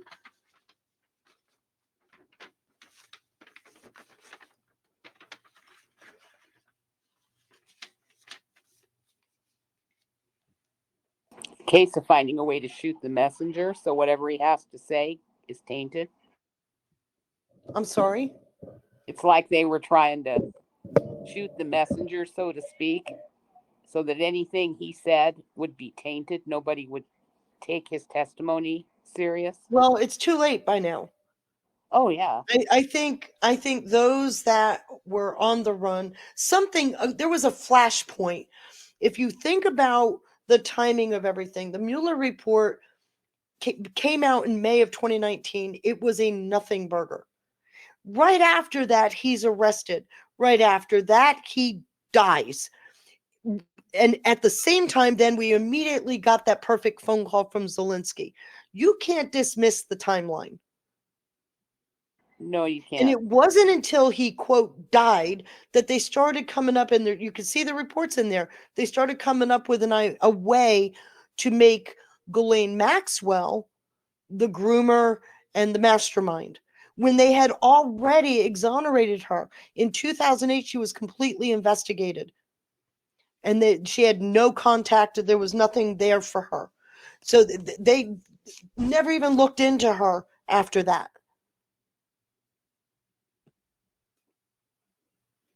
But now suddenly, she was the groomer. She was the one that was recruiting everybody. She didn't even live with Epstein. She was living with a guy named Ted Waite. And because they came at Ted Waite to roll, and Ted Waite was not going to be a part of that, he broke off that relationship. Ghislaine Maxwell said These that they were people are headed to so marriage. nasty. I'm sorry? Those people are so nasty. Yeah. What they do to people is just. Well, I'm sorry, I'm a Christian, but a lot of what they do is unforgivable. Destroying people's lives is an art form. Yeah.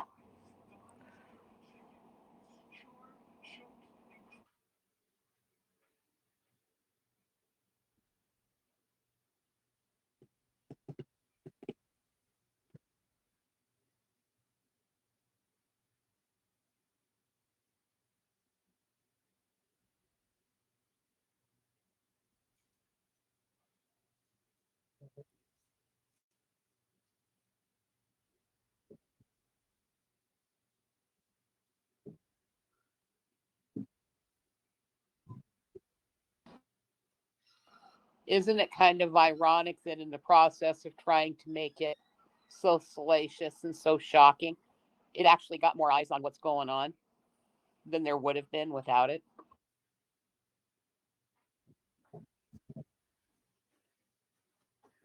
What I find interesting is the whole Kavanaugh thing. That is damned interesting. You know, obvious, and Ken Starr was highly regarded. But Ken Starr was offering advice as to who should be nominated. At the time, Amy Coney Barrett was on the short list with Kavanaugh, and it flipped. And it flipped because of the pending, they were going to take Chevron to court. And the fact that Ken Starr reminded everybody, and then Epstein tells Bannon he's reliable because of Chevron. And all of this is happening before Kavanaugh was formally announced. He wasn't formally announced for that nomination until the 9th of July. And all those conversations are before that. Tells you that Epstein was very comfortable being an outside kind of contact with the White House. Are you getting where I'm going? Yeah.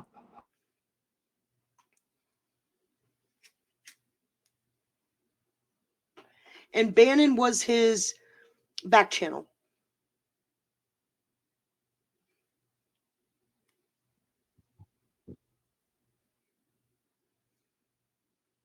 And that actually makes sense.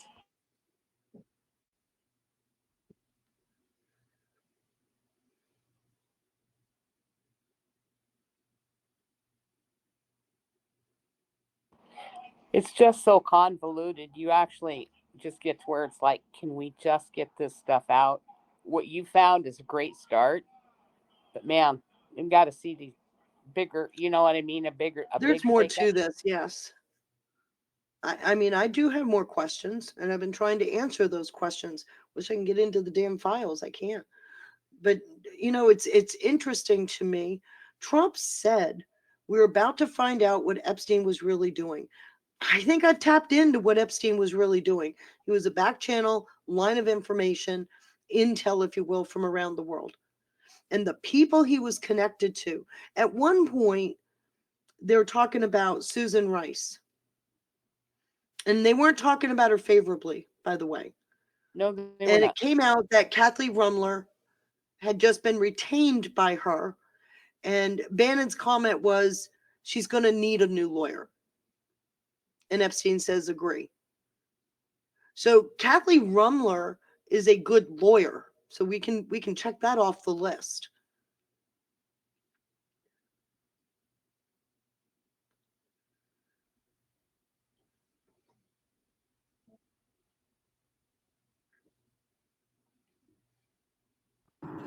And it was Bannon and Epstein that were going back and forth over Kavanaugh, right? And they were talking about. Yeah. There's one email where Ken Starr says to Epstein, great guy, excellent choice. He came back to the Clinton investigation during the Lewinsky, came back. So in other words, he was there, left, came back. During the Lewinsky stuff, happy to talk about sometime. And then Epstein responds to him, first choice. And he came back and went, excellent.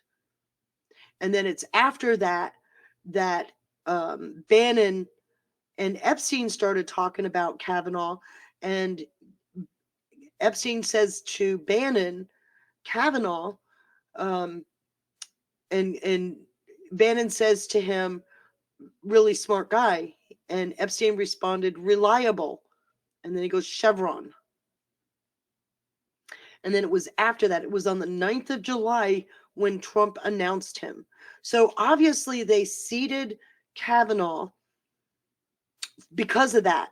And I had made the comment, it's starting to be clear why they fought so hard to keep him from the bench.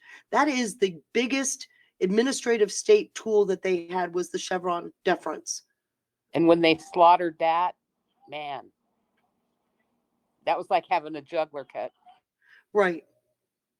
How would they have known that the Chevron deference case was gonna come up?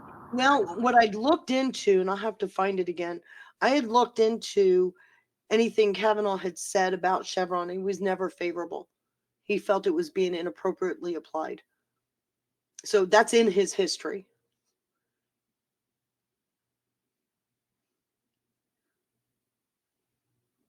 Yeah, that was a question I had, is how would they have known? I think Trump's own rhetoric gave them a hint. But then when Kavanaugh got nominated, that freaked him out, because Kavanaugh has said in the past that he felt Chevron was inappropriately applied. And Bannon would have had insight on that as well. I mean, obviously, that was one of the deep state's very big tools. After Bannon left the administration, he was still communicating with Stephen Miller.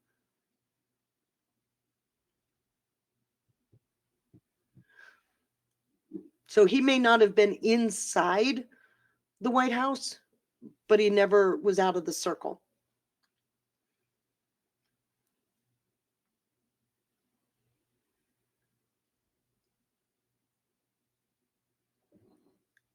And there's also the possibility, knowing that there's been all these Title III surveillance things on Epstein, maybe they had early access to his text messages. I don't know.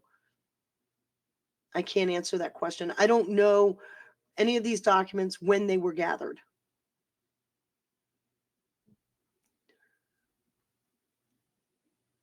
No, but that back channel Is a story pretty big deal. definitely, yeah, it is. It really changes what you're looking at.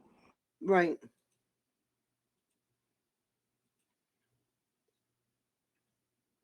So, like I said, my question has been, which is the itch I'm trying to scratch, is why were they investigating Epstein? And today, that video reminded me about Malloch Brown, Lord Malloch Brown, right? And I'm like, oh shit. I wonder if that's why Mendelsohn was arrested. What if he was a mole?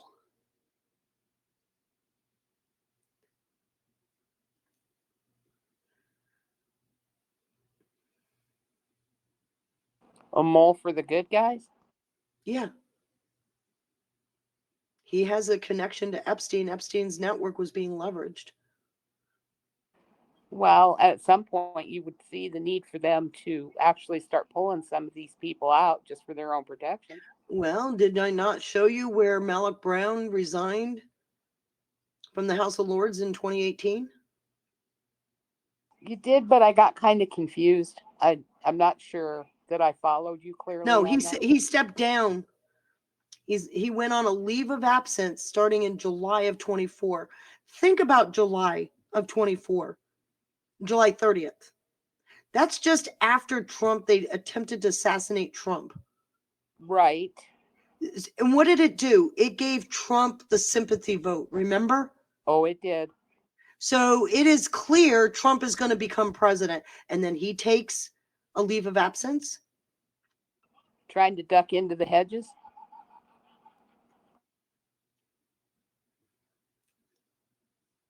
And it also really pushes that City of London piece a little bit more into the light.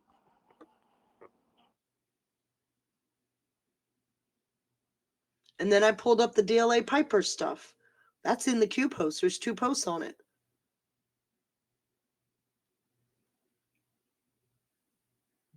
I actually have quite an extensive dig on DLA Piper, by the way. On who again? DLA Piper, it's a law firm. It's Okay. a global law firm. That's and what I they're thought you said. extensively connected to City of London. They provide advisory services. I'll bet they do.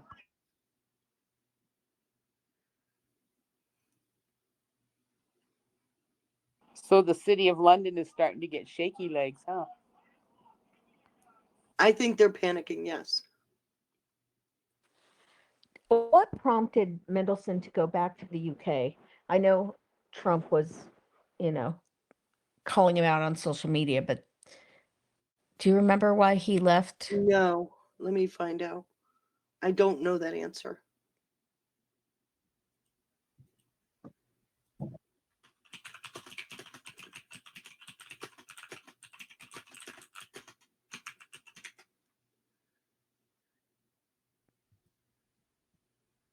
He returned. The U.S. fired him in September of 25. Subsequently, he was arrested in February of 26. He was sacked as ambassador and removed as ambassador to the U.S. in September after Downing Street learned of the depth of his relationship. So it was Keir Starmer that fired him.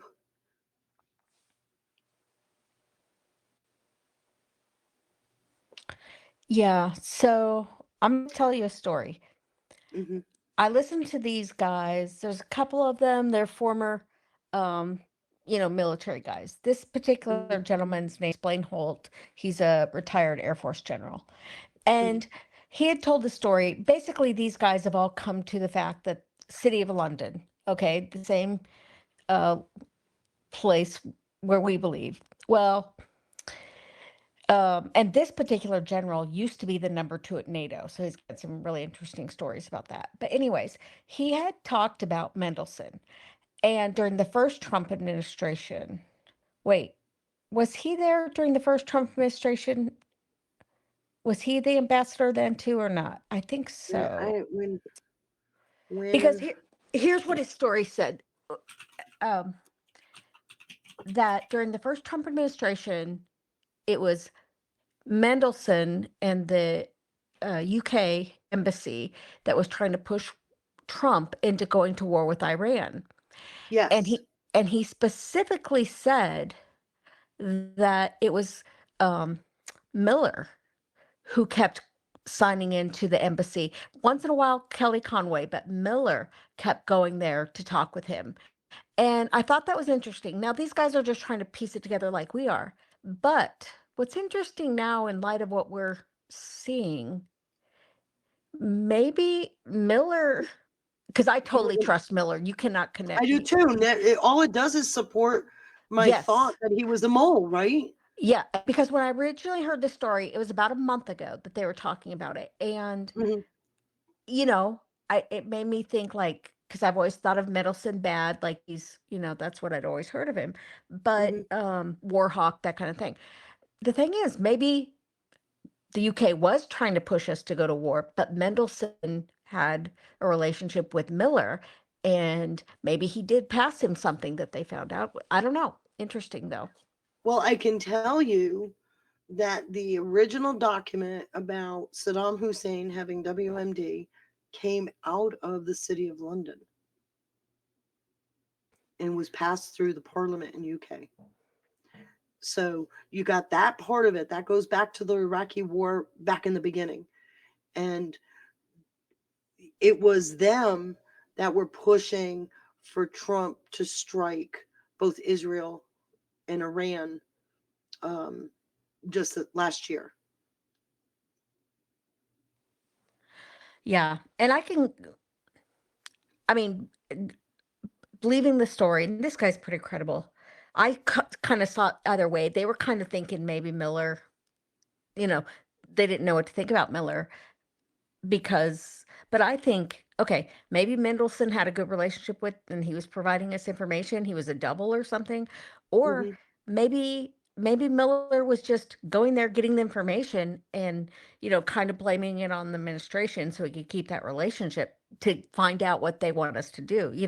Either way, it's just an interesting data point that it seemed like Miller was the one in the administration maybe that If had he was, because what did they arrest him for? Sharing state secrets. Yeah. And so if he was the bad guy, and now he's gotten for sharing state secrets, the only thing that makes sense is that he was sharing information that would help kind of aid in the decision-making process about what he was doing next. I don't know if you remember, but when Trump went to the UK, that was a contentious presser between Starmer and Trump. Oh, yeah, I forgot about that. You're right. It was extremely contentious. Yeah.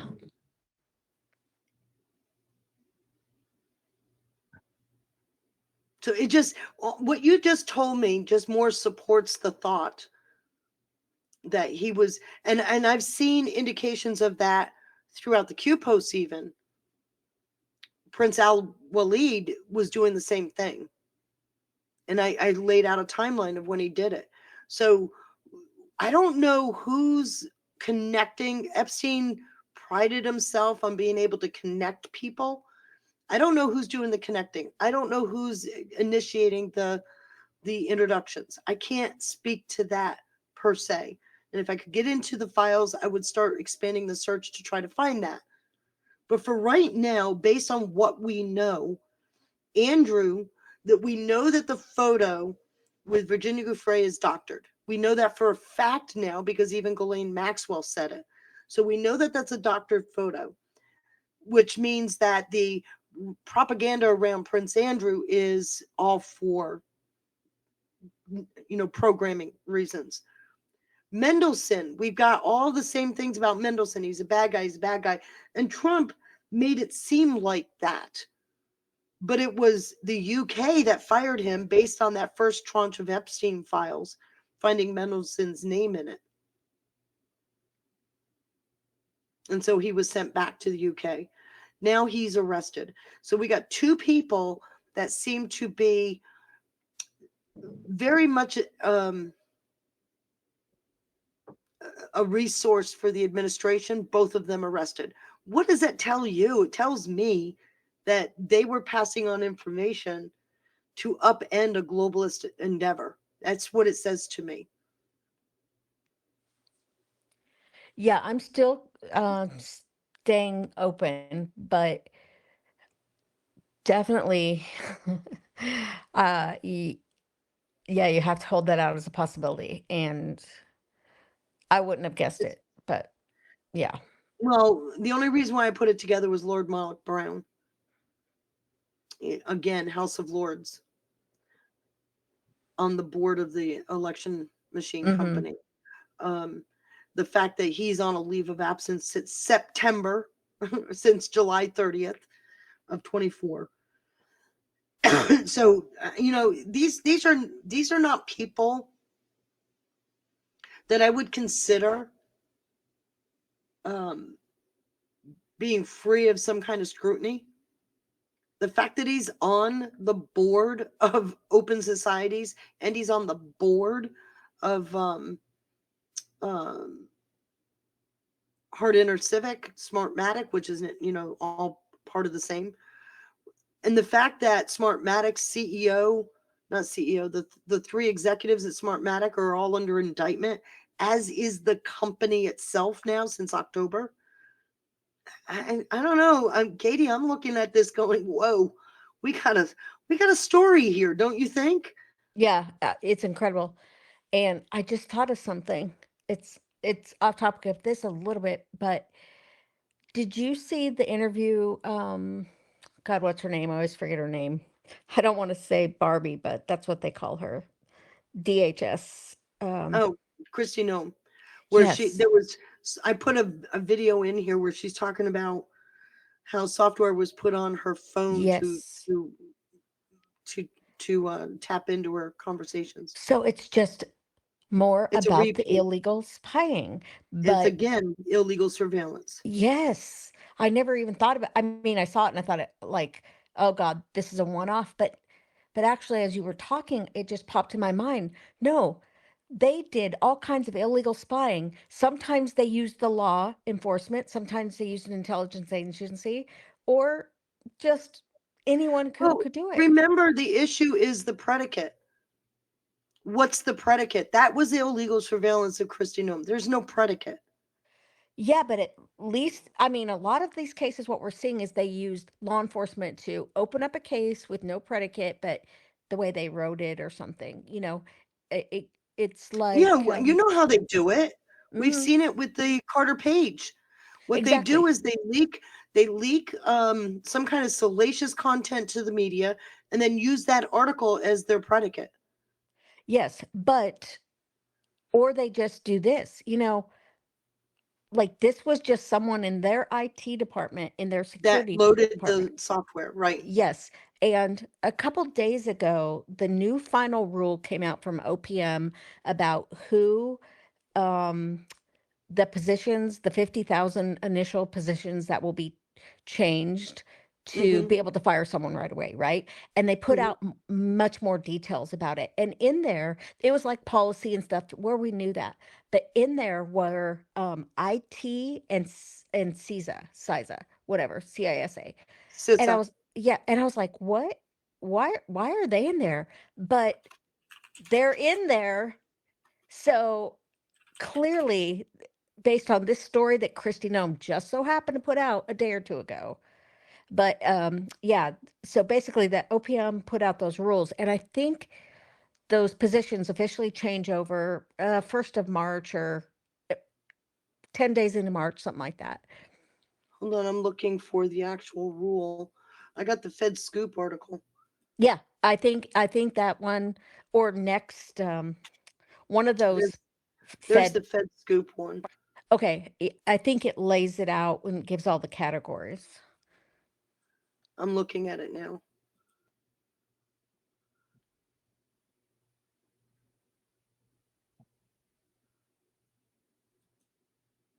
I'm looking for the actual rule. Oh, look what I've got. Oh, isn't that pretty? Got the actual rule there. 255-page rule. Well, this sets some hair on fire, don't you think? It's 30 days after the date of publication in the register. So what I need to do is find out, well, this is dated, doesn't say. Well, this was in the beginning of February, so it's in the Federal Register. Usually takes about 3 days. So somewhere around, I think you're right, around the 10th of February or 10th of March. Yeah, and I think people are going to start getting their letters about the end of February if their position changed. So then you're going to see them probably go on TV and start whining. Did you see this? The 45-day comment period solicited 40,500 comments. Yeah. Oh, baby. Yeah, the thing you dropped in there, I went and looked at it in there too. So that is what I dropped. I remember dropping the comment period. Yeah, but at that time, they didn't give you a good list of what positions would be No, covered. it was a proposed rule, said very little. Right. So now you And got I a good meant to list. look at it, but I never went back.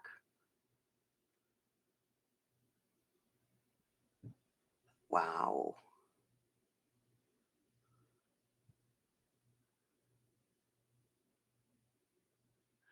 It was not until 1944 that the VPA provided any type of third-party review of adverse actions, and only for veterans.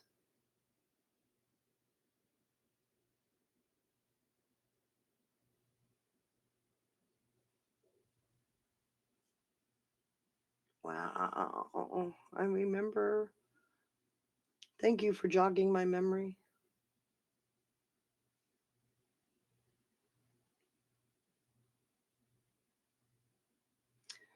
During the Biden administration, OPM proposed and in April 24 finalized new regulations related to Executive Order 14003. The April 2024 final regulations had three principal components. First, OPM used presidential authority delegated to regulatory define the phases.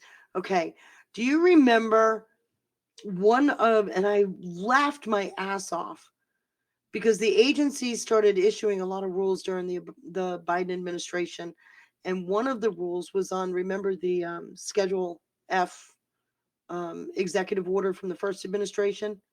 Yeah. They used delegated authority to upend it, and the actual OPM letter said, we've got actual presidential authority here, not delegated authority. Oh, wow. It's in here. I put it in here. I was laughing my butt off when I read that. So they use delegated authority in 2024. Now they have presidential authority. Oops. The rulemaking responded to a National Treasury Employees Union petition for regulations to prevent the reinstatement of schedule. Oh my God, this is in response to that. Hold on. Let me find it. Dude, this came to life.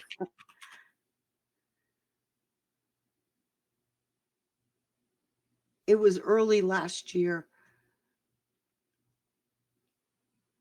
Oh, I've lost my spot. I'll pull it forward. Here it is. Another smackdown. I put it in September of 24. Or no, January 28th of 25. So after the executive order was signed reinstating the Schedule F, the CHCO put out,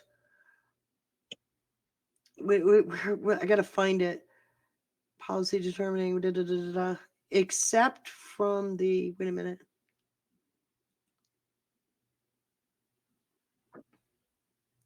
Oh, I only put in 2 pages of it.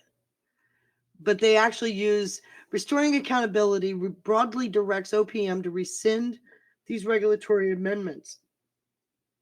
It also directly nullified some portions of that rule. OPM issued parts of this in April of 2024 rule using delegated presidential authority to refer only to non-career political appointees that have no application in career positions, subpart F. In restoring accountability, President Trump used his authority to directly nullify these regulations. This presidential directive immediately superseded OPM regulations issued using delegated presidential authority. So it was a huge smackdown to whoever tried to upend that Schedule F executive order.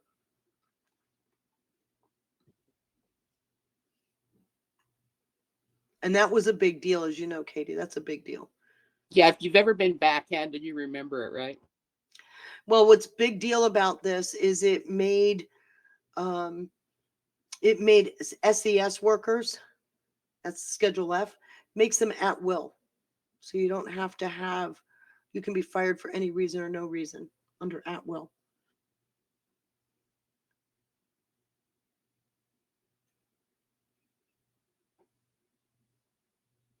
So what you're looking at, Katie, is a continuation from that. It's nice to have. Yep. It's nice to have a follow through. I just put all three together. I'm going to delete the other two.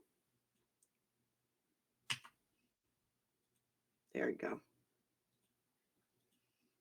So there you have the whole story, Katie.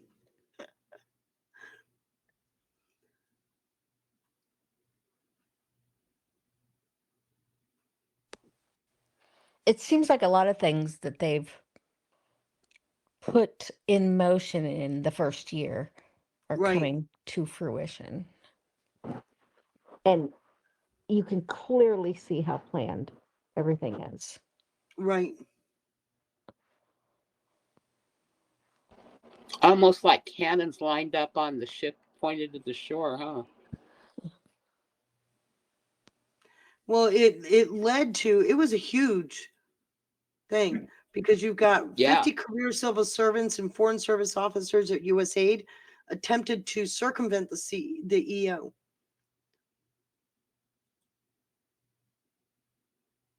And they got swatted off on that one. Right.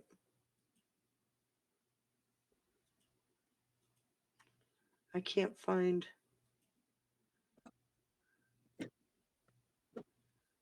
I can't find the original.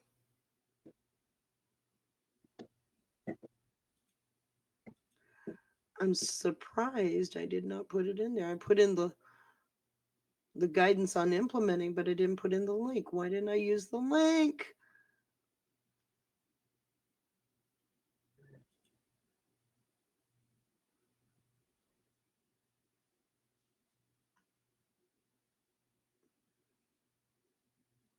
So now, Katie, you have the whole story. Isn't that cool? Yep, that's good. Turned out to be a 255-page rule. Wow, they were meticulous, huh? Mm-hmm. Every T crossed, every I dotted. In a structural difference with the original EO 13957, the president, not OPM, will now move positions into scheduled policy career pursuant to Executive Order 14171. Boy, this is a huge smackdown to the SES groups. So should it have been called, should the rule have been called a FAFO? That's what one looks like anyway.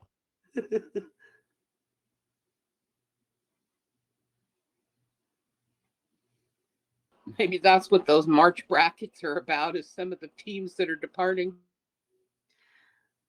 Through this rulemaking, OPM is now finalizing regulations to rescind the changes made by the April 2024 final rule, implement Executive 14171, and establish scheduled policy career for policy influencing career positions.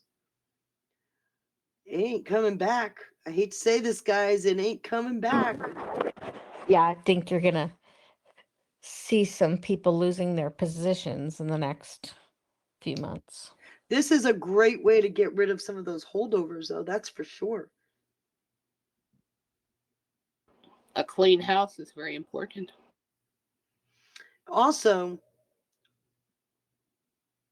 the president is the one that determines who's in a policy forward position, which means if you're not given that authority, you may be SES, but you can't be a part of the policy making process, right?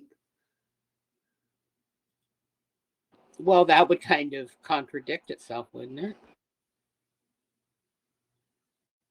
So what's the feedback you're hearing, Katie? Are people nervous? Uh,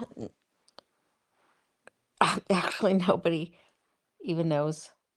Oh, You know, I, my organization's probably not one you have to worry about, it's part of a military group and stuff like that. But um, I did see the reason I even went and looked for it is because I saw them complaining on Reddit on the Fed link or whatever. I forget what it's called. But I look at that occasionally. I used to look at it every day when they were talking about layoffs and stuff. And actually, there's rumors on there from people that another DRP, which was, I actually heard the same rumor, by the way. oh, okay. So maybe there's some validity to it. Yeah, I heard the same rumor that another. I'm trying to think of where I heard it or how I came to know, but there's another one coming.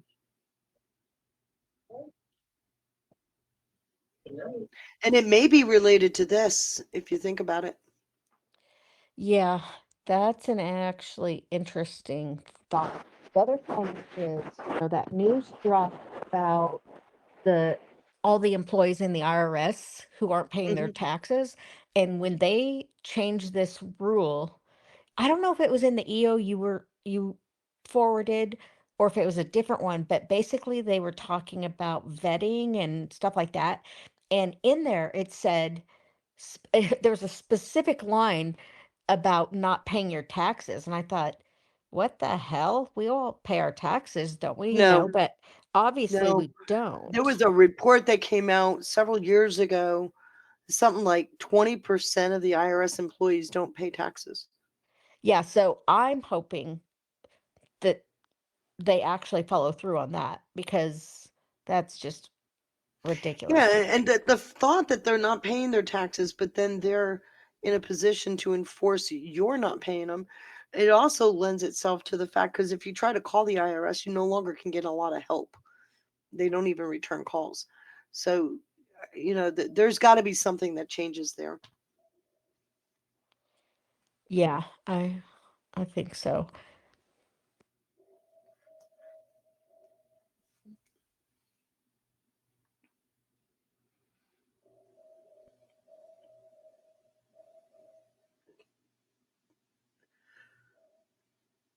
255-page rule. I want to read it, but it's going to take forever.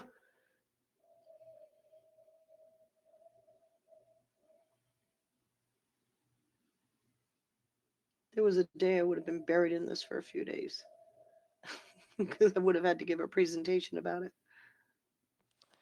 Oh, well, now there's so much going on.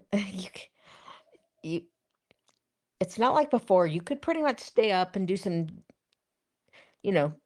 deep digs, but now it is a fire hose out there. Yeah. Well, we knew that was going to happen. Mm-hmm. The federal workforce is changing. We're watching it.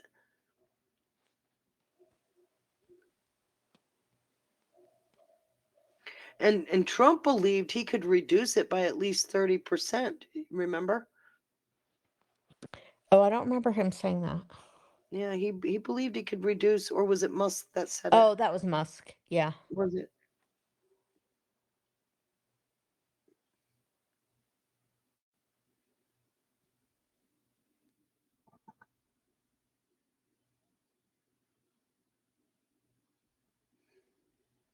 The largest employer in the world is being taken to task. I love it.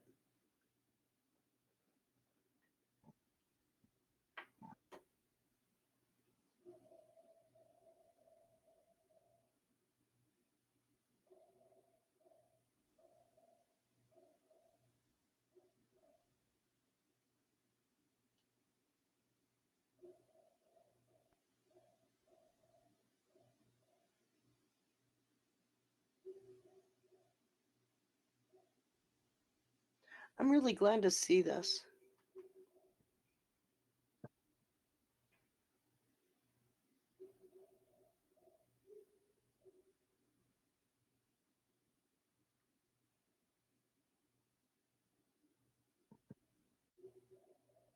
Hey, did you already go vote, Katie? Yeah, I went a couple days ago, Monday maybe, and I was so pleasantly surprised. It was very busy, and then my buddy from work went today, and he said it was busy too. So that's great. That's good news. Yeah, did you go, Eddie? No, I was going to go the other day, but I went and got a sample ballot because I was doing a lot of homework on it because Yeah. I'm making sure I make the right choices.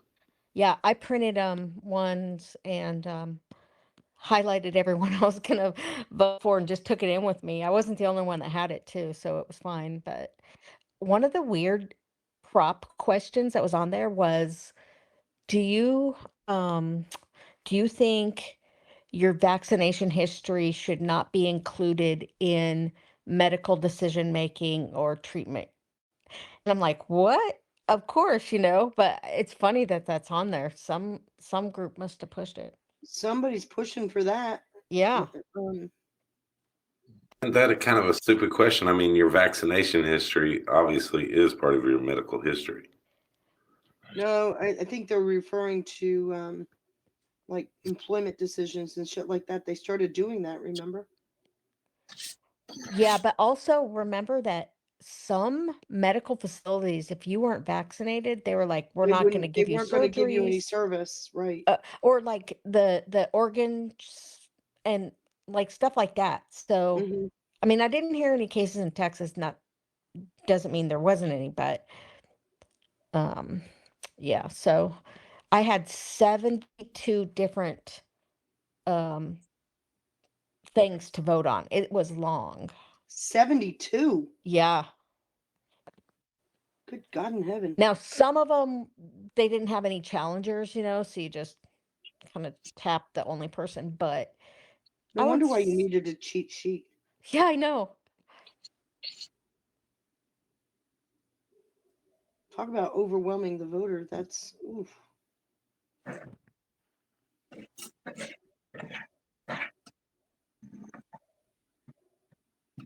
I wonder how. I mean, they're up. What? The Dems are up on us about what? About a little over 100,000 now, 130,000. In Texas? As far as voting turnout, apparently, yeah. Oh, I haven't seen anything. But I will say the two Republican groups I'm in, they are encouraging people to go day of. So, I went early because I'll probably be traveling on the day. So,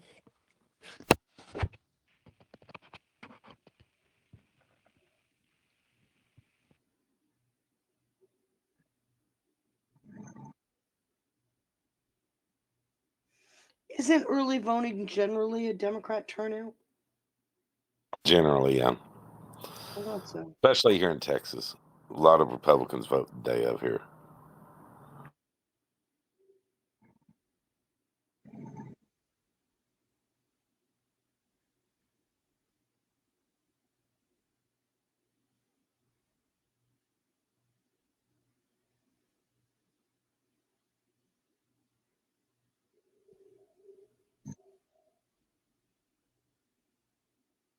I may go do it tomorrow, but I've been thinking about waiting until Tuesday, just because I like it. But if something happens to me, God forbid, between now and Tuesday, I want to make sure my vote's in. So I'm thinking about that. stop it. You'll be fine. What do you mean if something happens between now and Tuesday? Tomorrow is not guaranteed. That's all I'm saying. Are you black-pilling, Edward? No, So that's just the way God works. Sometimes, you never know when your time comes. So in San Antonio, the Bexar County vote is 148,392 voted early so far. 99,449 are Democrat. 48,941 are Republican. That's San Antonio, right, Bear? So what you're saying is early voting is Democrat. Pretty much, yes. But we vote Republican. We always vote early. We have voted early for probably 18 years. Did you see the Peter Bergen ex posts about what's going on with your machines down there in the last couple of days? There's all kinds of shady stuff going on. There's Yeah. a big the new mayor that was elected, they're trying to censor her already. She just got elected in November. Are you kidding? It's crazy in Bexar County, San Antonio right now. Crazy.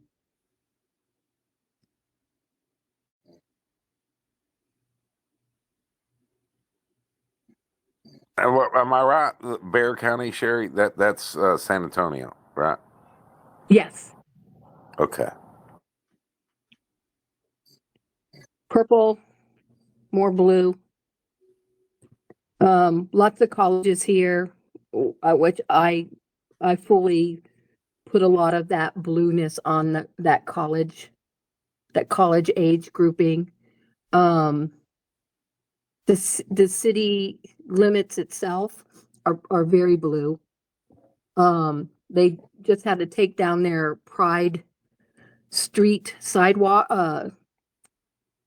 what do they call it?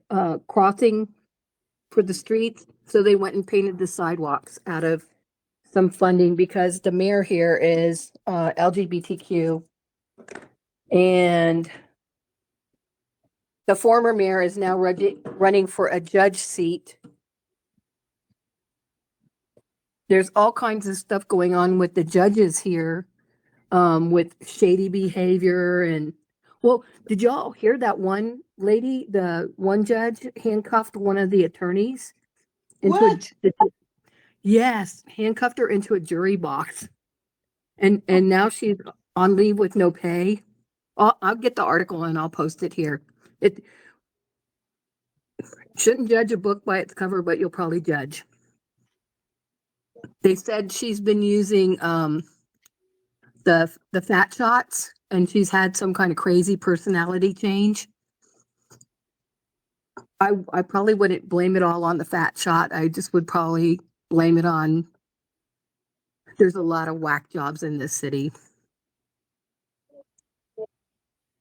Are you talking about the attorney or the judge? The judge had the attorney handcuffed. I know, but who got in trouble for it? The judge is now in trouble. Okay, that's what I was wondering. But apparently, if I recall correctly, there was another judge that spoke up and said that the judge's name is Rosie something, has had some personality changes, and she hasn't been acting herself. The Well, judge has it. Correct. The judge that is now in trouble. I'm going to find the article and I'll post it in here. You know, there is some research that shows people who got those COVID shots had some significant personality changes. I wonder about that. Well, I'm kind of wondering it because they said she is on the fat shot too. That if a combination of the fat shots, which they said there's some problems associated with those too, if maybe there's some kind of interaction with both of those, because you never know anymore. You know, you would think she'd be a Trump supporter so she could get that shot cheap now. They don't care. They're trying to save an iconic LGBTQ gathering place with funding from the city treasury. It's crazy here. I think the mayor is probably going to be out at some point, that she may not serve out her term.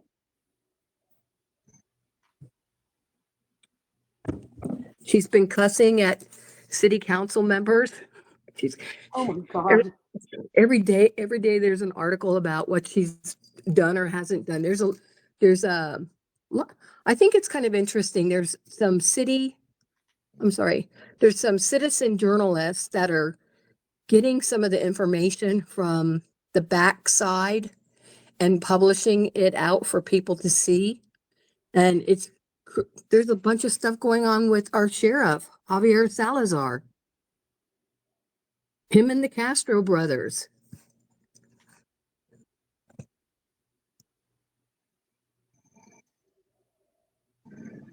I told Are you saying I should be glad I'm in Virginia? Is that what you're telling me? No, because at least we still have Abbott here for the time being. But I told my husband the other day, CW, I told him, I said, we're living out a telenovela here.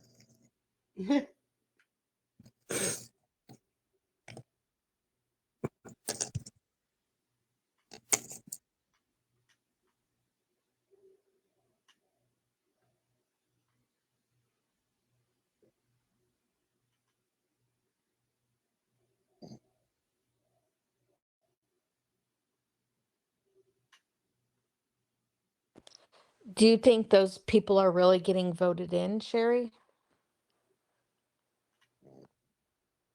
Personally, no, I don't. I don't. I know very few people in my circle, my surrounding circle, even before I lost a bunch of friends during the COVID stuff. But I don't know very many people that are not Republican here. So I don't know where it's coming from. So when we were at the Reawaken America thing and Tina Peters came in that night when they were tearing her home apart, looking for the thumb drive or whatever it was she had. Mm-hmm. They were saying back then that Bexar County had some of the highest voter fraud, that they thought that there was at least 60,000 ballots that were fraudulent back then. Wow. And they've arrested people here for going and visiting all the older people and collecting their ballots for them and being kindly to go drop them off. That was happening back then too.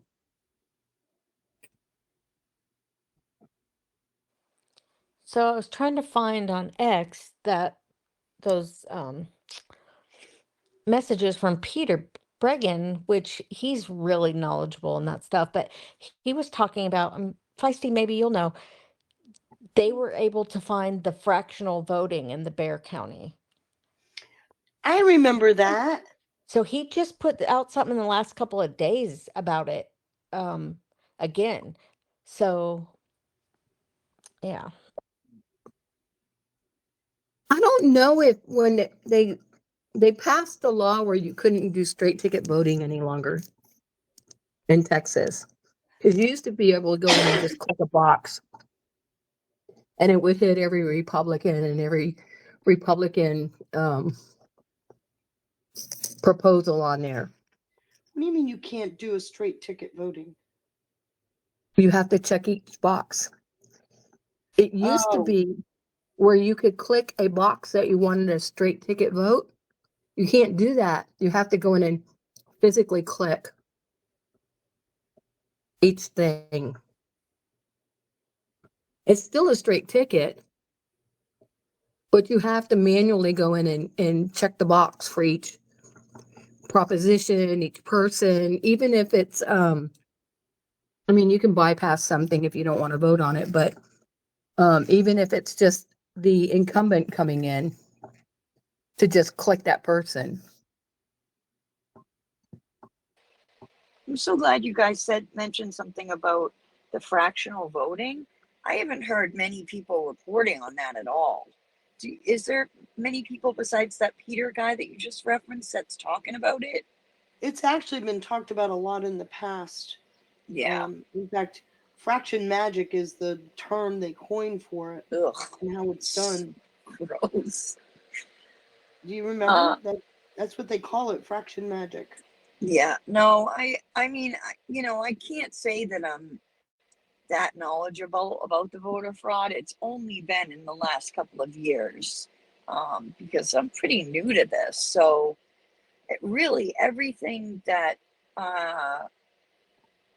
it's been a pretty quick awakening. I had some ideas things were going on, but most of my knowledge about the world has been over the past year and a half, 2 year, year and a half, really. It's only been a year and a half. Okay. So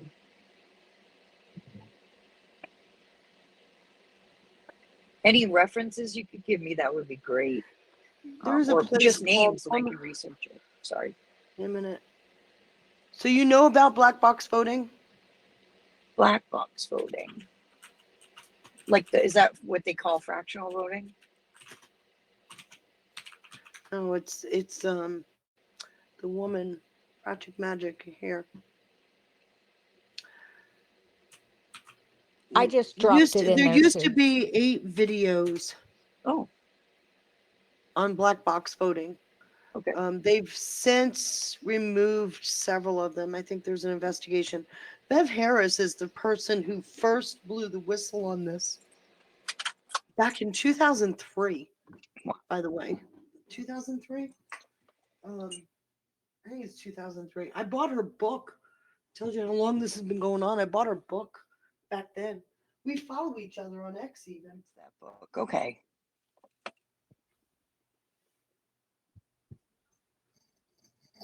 Trying to find Now, the book. is that part of the Dominion voting system and whatever systems? Yeah, what they Because do. of ranked choice voting? No. No. What it does is it fixes the algorithm behind the system, and it points it to.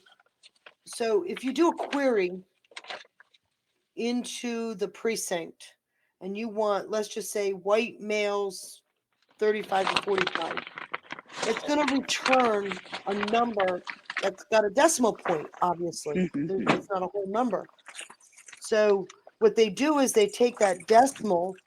And from that, they assign the number of votes go to one candidate over another. They explain it in the video. This was put out in 2016. There used to be, like I said, there used to be 8 videos, and they've removed several of them, but at least you've got this. Like I said, Bev Harris wrote that book about Bev it. Harris. Yep. Yeah. And it's called Black Box Voting? It's called Black Box Voting. Yeah, I've heard you talk about the book. Okay, cool. It's a great Thank book. you. Yeah. Yeah. It's one of the earliest. She started talking about it after the 2004 cycle, but they really went and investigated after the 2012 cycle when Obama got his seat back. She had a guy who they didn't believe this was happening, and they had somebody. It's in a video. He didn't believe it was happening when he started looking. He's like, "Holy shit, it is happening!" They've been talking about this for a while, and remember, it was 2010 when the Philippines found out about what Smartmatic was doing. Mm-hmm.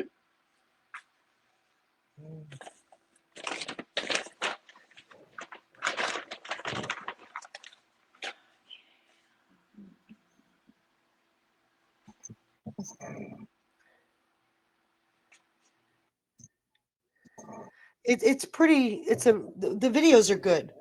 I like I said though, they removed there used to be 8 videos. Now there's, I think, maybe 6.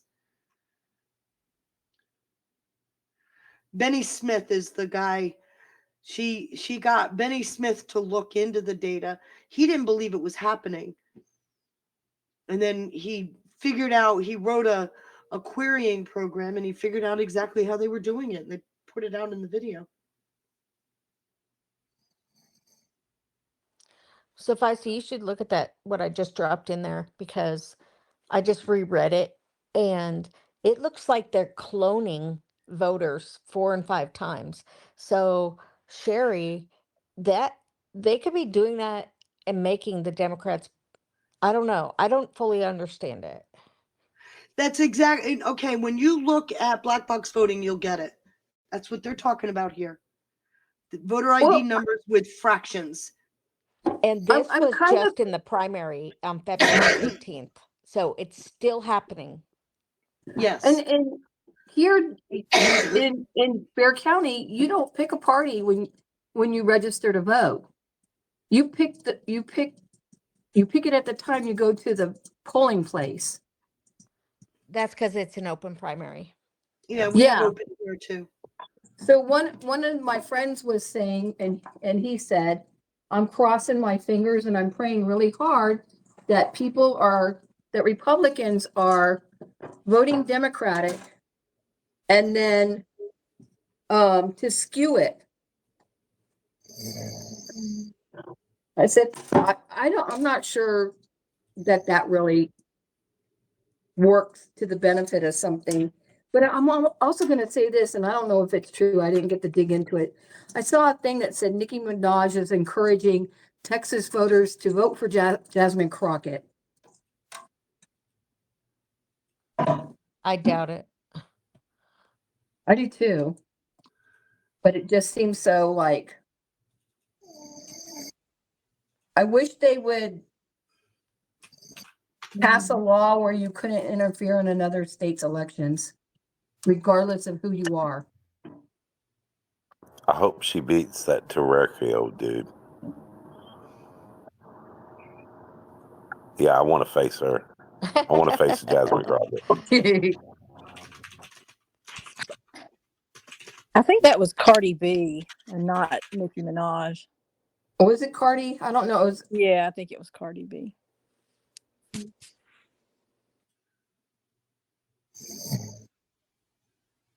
I'm just like, mind your business in your own state that's falling apart.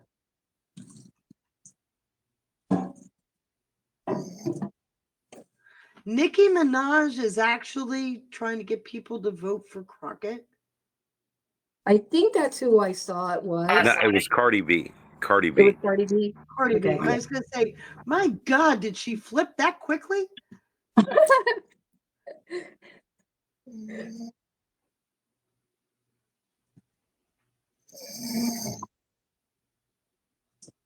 No, I mean, you have the right. I mean, you can support anybody you want in any state in the union. There's no problem with that. I mean, Trump does it all the time.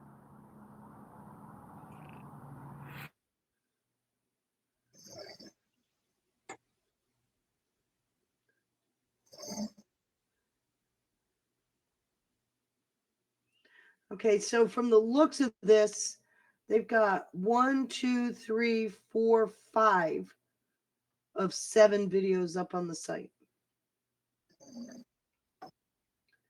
Part 6 and part 7 are now both down.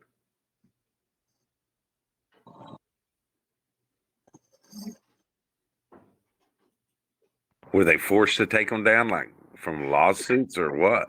I have no idea. Nothing was said.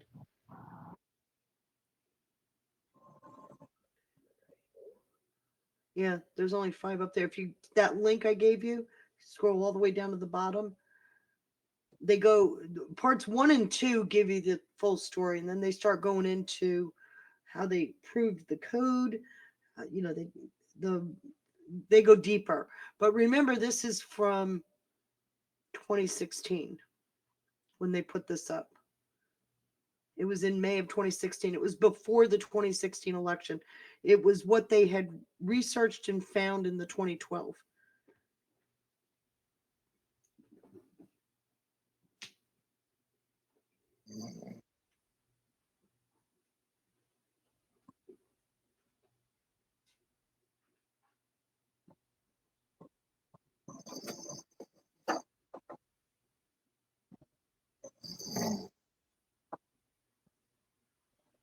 Man, I remember it was a long time ago when they first started introducing these machines in Texas.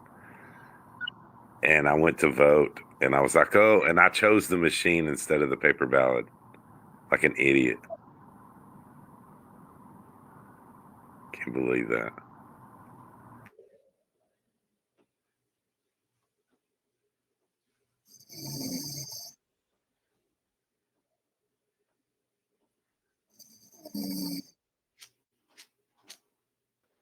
Well, I think we all thought it was safe and efficient back, you know? I mean, I never questioned it until Trump came around and you started seeing the manipulation. You see, I did start questioning it earlier because the shift in Virginia from red to blue was too quick. We are not a blue state. We have big, deep blue pockets, but this is not a blue state. And then I would watch the election returns, and sure enough, every election, our county wouldn't do any counting. It wasn't reporting. So they were using our county to stuff ballots.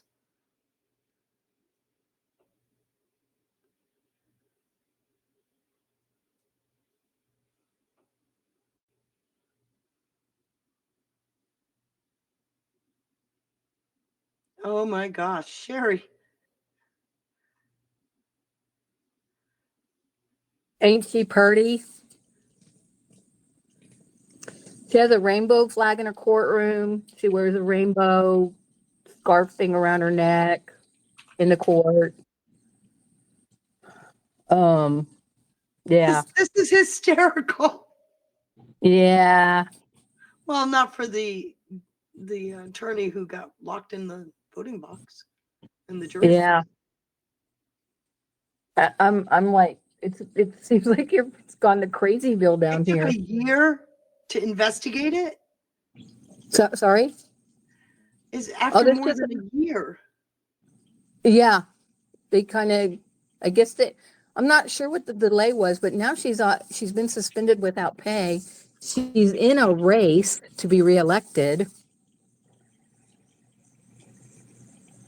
And they said she's not going to be unsuspended until the case is heard, dismissed, or Adjudicated. acquitted or whatever, adjudicated. I'm just like, yeah. Very not professional. Speedlin Gonzalez. Speedlin? Yeah. Her parents hated her from birth. Well, she's married, so I think the Speedlin might be the wife. Oh. Speedlin No, Gonzalez. no, that would be her last That's name. Speedlin Gonzalez. It looks like a first and last name. It's not hyphenated. Her name's Rosie. Oh. Yeah, she's. It's a felony and misdemeanor. Yeah, she did something really stupid. Unlawful restraint by a judicial officer is a felony, and misdemeanor official oppression.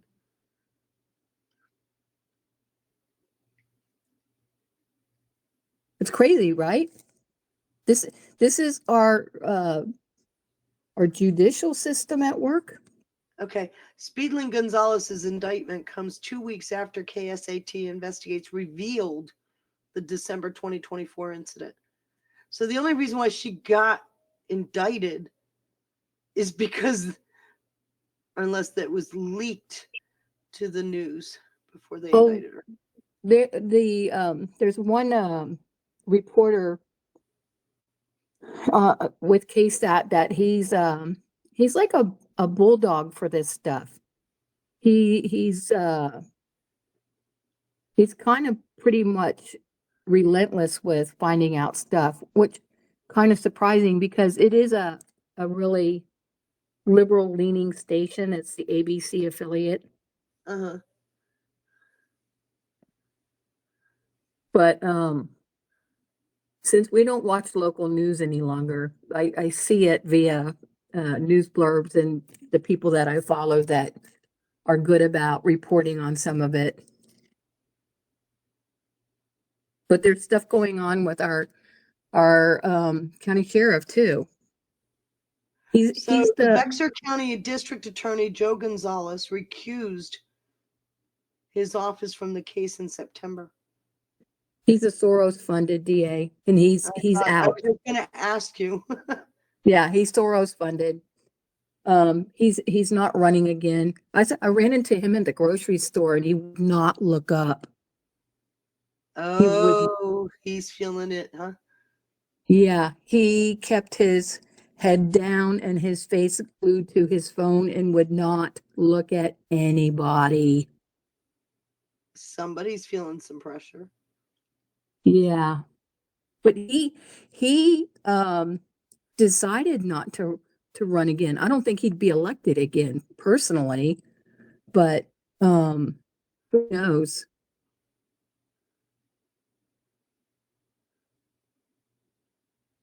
Yeah, it's kind of interesting here. I'm kind of hoping and praying for some sanity to come So back. what's going on with the State Commission on Judicial Conduct? Is it reliable? Because they've recently suspended other judges facing criminal charges. I'm not sure. I guess In I a would have to separate go. incident, she paid a $2,475 civil penalty after a loaded handgun was found in her carry-on luggage in San Antonio International Airport.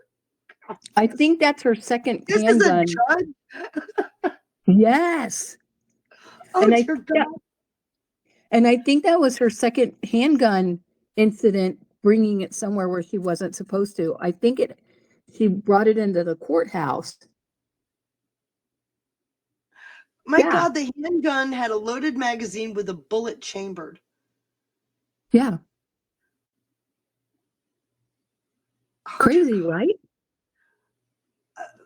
I'm speechless. This She called is the why incident an oversight. it always is, isn't it? Isn't it always? Allowed to hand the gun over to a family member, then boarded the flight.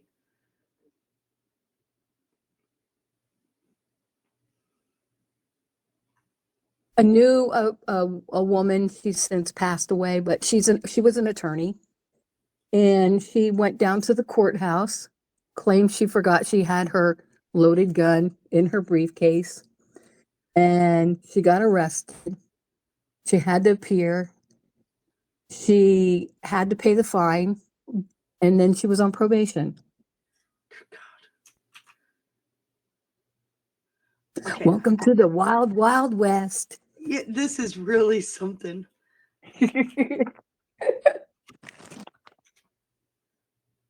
There's lots more like that here.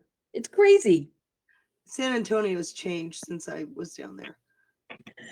It changed since I moved here. I moved here in 90. It's very changed. I left there in 1980. 79. The growth here is ridiculous. Nonstop, unceasing construction on the highways. Oh, so there's nowhere I can get out of where I live at without being stuck in a construction zone for a major highway. It's beyond, it's just beyond ridiculous. And nothing ever seems to get finished.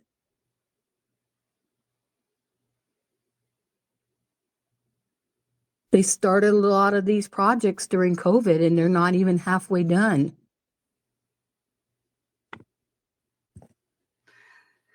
Yeah, I'm reading this post, Katie. You're going to want to watch that video.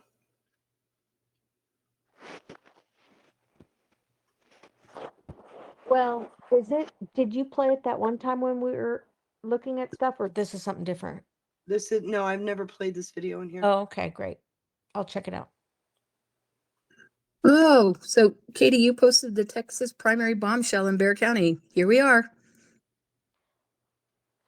Yeah, that's where it's talking about that they were, and it's And from yeah, what February. I was telling Katie, what he's describing in that post is that video that I posted right below it. We have over 2 million people in this city. And it's like on an average, 200,000 people decide. That's really pathetic. Beyond. It's beyond pathetic. It's embarrassing. But that's disenfranchisement. Well, and it may be less than that because they may be, there may be a lot of fake votes in there. Well, like I was No, telling you I beg back your in pardon. 20 If you do infraction magic, you'll never catch the difference in votes. Well, they said back in 2020, it was estimated there was 60,000 votes that they couldn't account for where they came from. You're going to And want to that was, watch that video. yeah. In fact, and- I'm gonna go out on a limb. I think all of you, anybody here that watches it, you're gonna binge watch the other videos. They go into a lot of detail on how it's done. Well, and see, we voted early. We went after church on Sunday. And we got there at about 12:15, and they opened up at 12 o'clock. So we were in there relatively quickly in and out. But the man that tells you where to put your ballot into the final machine, he said to me, he goes, "Good for checking it. Nobody does." I said, I know better. I'm one of the people that has educated myself that things can be changed. And he nodded yes at me. This is one of the poll people there. Now, granted, probably most of them are volunteers, except for whomever the judge is sitting there. But this is the thing that kills me. I can remember going with my mom for her to go vote, and they had those big giant machines with the curtains around them, and rolling myself up in the curtain, and her telling me, "Stop doing that. Everybody's going to see who she was voting for." And now the tables where the machines are at, you can look at what the person next to you is voting for. There's no privacy. They got a little cardboard thing that sticks up just about as high as the machine. That's it.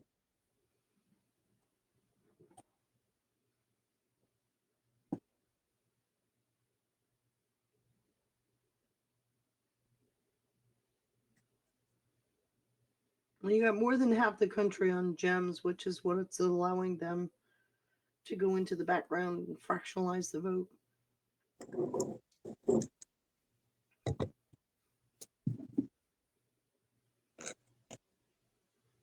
And this is why people are discouraged about voting. Why people don't think their vote counts anymore. Why people have the attitude of why bother.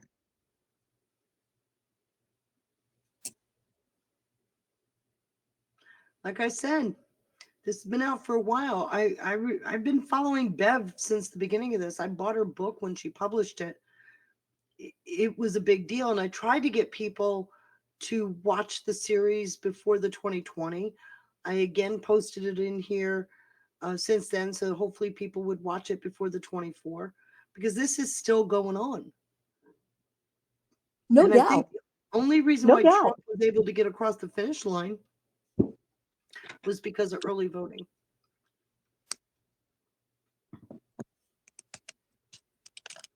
Well, I know. So I got to give my cat a treat. I know that people that are my friends, like I said, very few of them are Democrat. The majority of them are voting early, and it's like Eddie said, just in case, you never know. You never know if you're going to make it or not.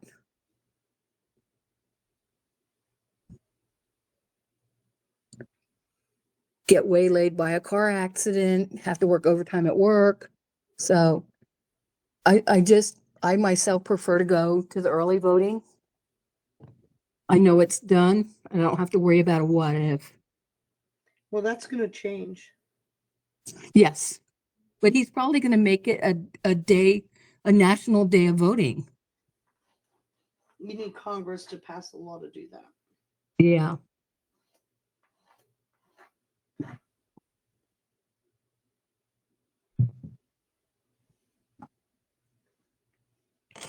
How many employers are willing to give their employees the time to go do that?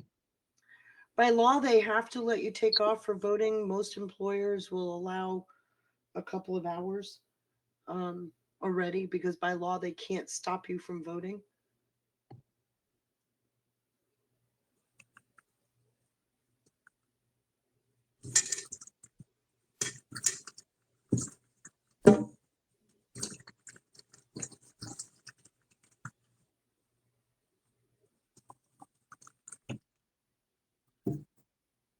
It's just very disheartening. And I know more people feel that way too, but it hasn't stopped me from wanting to go out there and exercise my right to do that.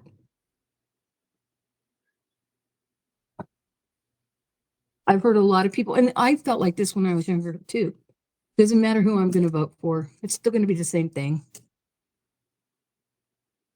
But it's not. Nowadays, it's not. Did any of y'all see Doc Pete Chambers' video he put out the other day? I did not. I did. Oh my! I did. Let me see if I can find it. It was good. Yeah, it's great.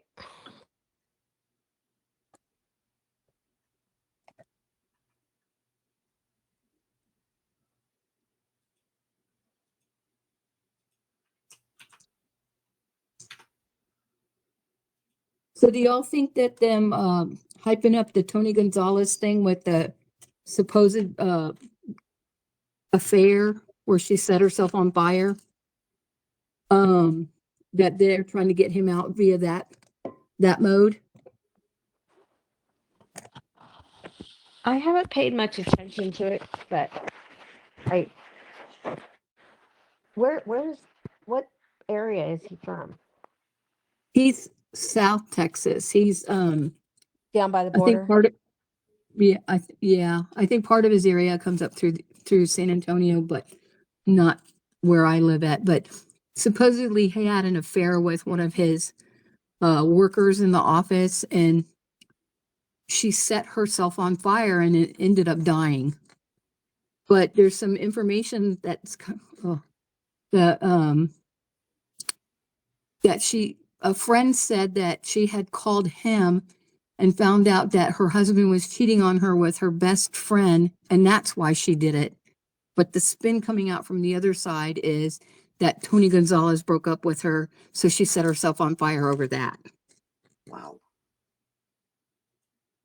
And then the autopsy report came out recently where the only part of her that wasn't burned were the soles of her feet. Really? Yeah, they said she walked, she had cameras in the house. She was above the legal drinking limit. And after she put herself out by rolling on the ground, she walked through the house, leaving her skin and clothing parts that were falling off of her through the house. It's very sad to read. Why did she set herself on fire? The Democrats are claiming she did it because she broke up with Tony Gonzalez and she was having an affair with him and she broke off with him. But it has come out that her husband was having an affair on her with her best friend. So basically, they're both cheating on each other. But the latest thing that has come out was a friend said that she had called him and was complaining that her husband had cheated on her with her best friend, and she was despondent over that. But she also had a history of suicidal ideation, suicidal threat. Setting yourself on fire, isn't that a bit extreme? Yeah. They There's said she was quicker planning. ways of doing that. Yeah. And that's usually not a way that a woman does it either.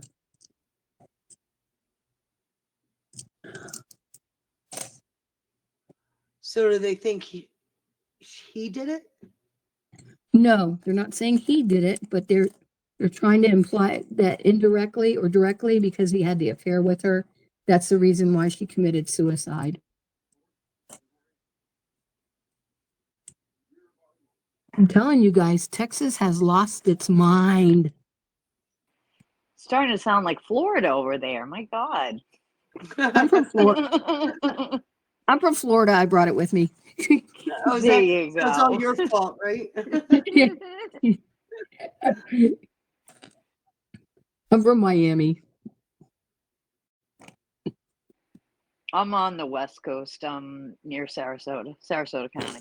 It's so pretty there. Beautiful. Much better than Massachusetts, that's for sure. So bad up there. We're in the running now. Thank you very much. Oh, for sure. And Sean is never want for an opportunity to rub my nose in it. In case you hadn't noticed.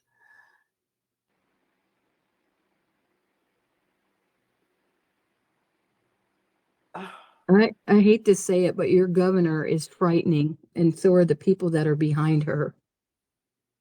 You don't have to hate to say it. We've been saying that since the ticket was announced. So, can I ask you a question? Where did I'm trying to think of her name. The lady that was the attorney general. Yeah. Where did she fail? She didn't. That election was stolen.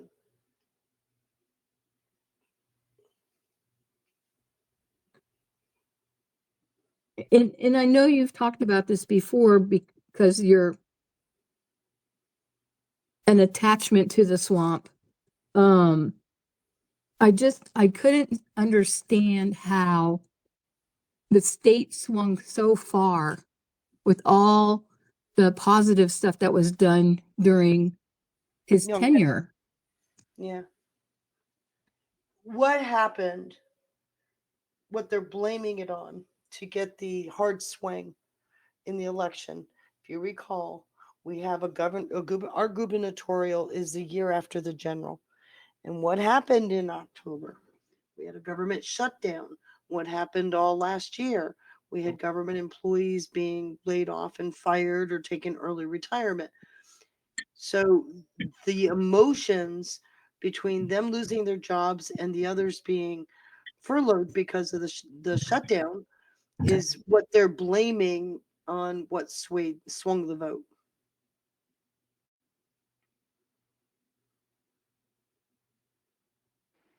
Blaming Trump, typical. Yeah, of course it's blaming Trump, but that's what they're saying did it. That's their cover excuse. This is why the Democrats didn't open up. They want Virginia badly. It is the home of the Mick. But I'll be real honest with you. I don't know that story is true. The same games, I watched the same games get played.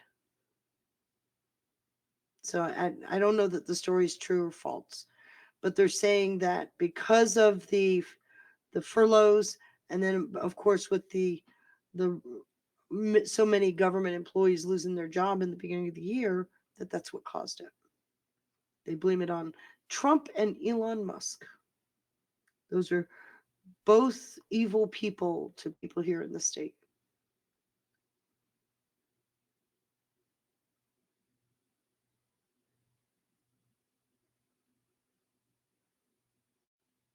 And you do realize it doesn't have to be the truth for it to be plausible. And that's their story, and they're sticking to it. Yeah, absolutely. It's really pretty bad.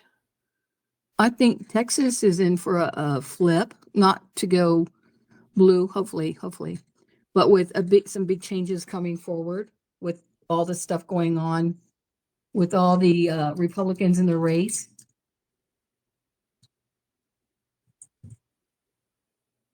Changing of the guard. Well, we are watching a Democrat Party that is in panic mode. Desperate. But in my view, if they get seats out of this election, that's gravy. Their big goal is to flip the state, get the policies in place, get the rules changes in place so that when the 2028 comes, the Republicans don't keep the White House. That's the overall goal. For Virginia or for Texas? For For both? country. For the country. They're trying to flip as many states that are in the middle. Texas, I mean, I realize Texas claims to be red, but by the numbers, they're purple, just like Virginia was. Now it's solid blue. So you're on the same path that we've been on for over 10 years. Well, they've been saying this since I moved here. So that's been. Well, you've had the Turn Texas Blue initiative going on for a long time, but it was always able to hold out.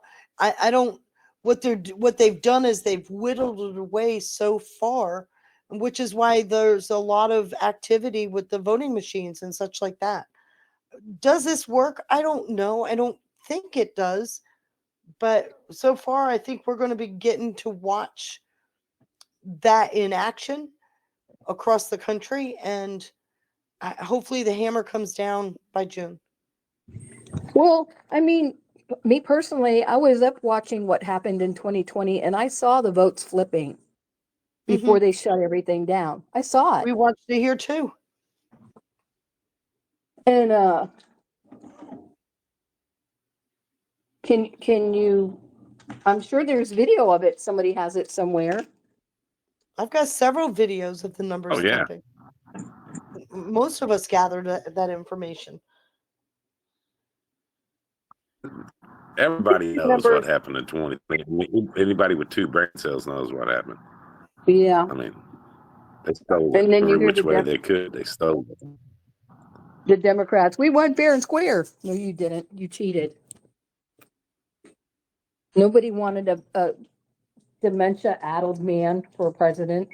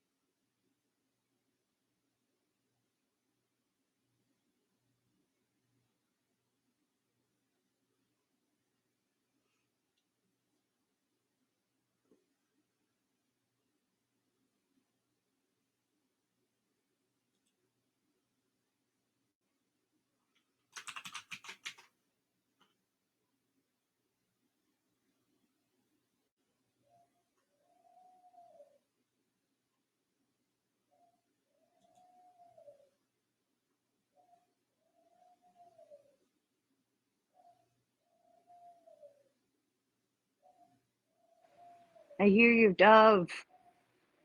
Yeah, Is that your dove? I don't know why he's cooing. Yeah.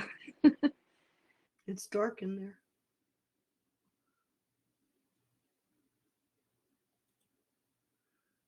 I think all the videos are gone. Son of a gun.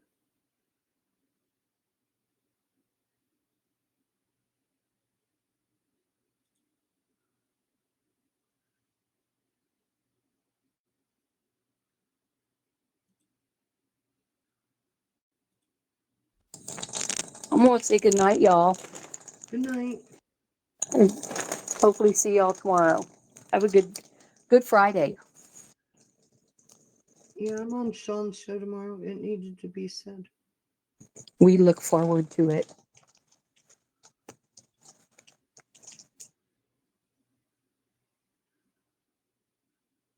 Damn, you better sleep in, Feisty. I did today. That show lasts forever. I did it today. I woke up, made some coffee. Next thing I know, my coffee was cold and it was 1:30 this afternoon. I fell asleep on the couch.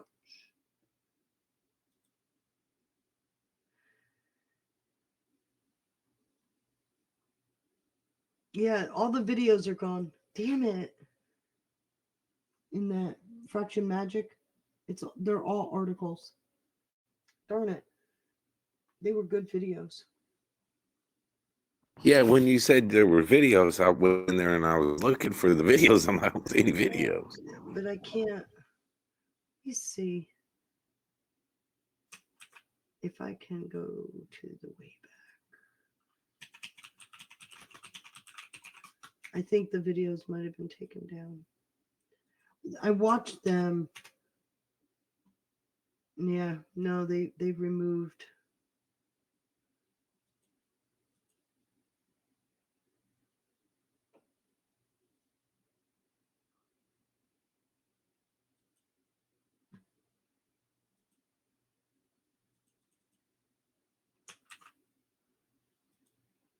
With all dispatch, Katie, with all dispatch, we ain't gonna lose Texas. Hell no. I hope so.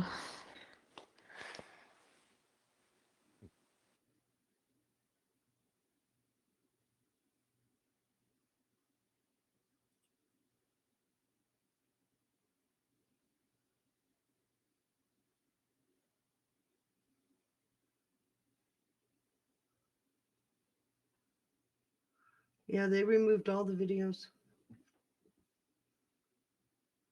I'm sorry.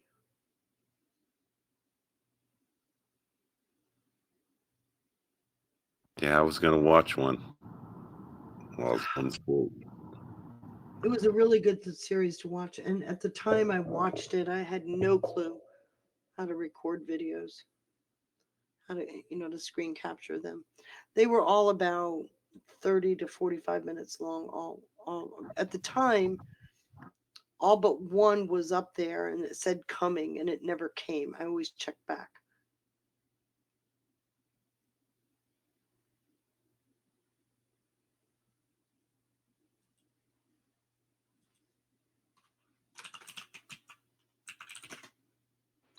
I just looked on Odyssey and I actually found several that say Fraction Magic. Does it say Bev Harris? It doesn't, because they're like just posted by different people. One is 24 minutes and 35 seconds. It says blackboxvoting.org. That's it. Election fraud in America. But there's only one. And then another one that says worldwide rigged elections using fraction magic. There's another one that's like 15 minutes. Another one, how Democrats steal your vote using fraction magic, 10 minutes. It may be, because I'm looking at one on YouTube right now. She's done a number. No, this is 9 years ago. So here's one. Here's a video. I don't know if I can share this, but I suppose I could. Bev Harris has a channel.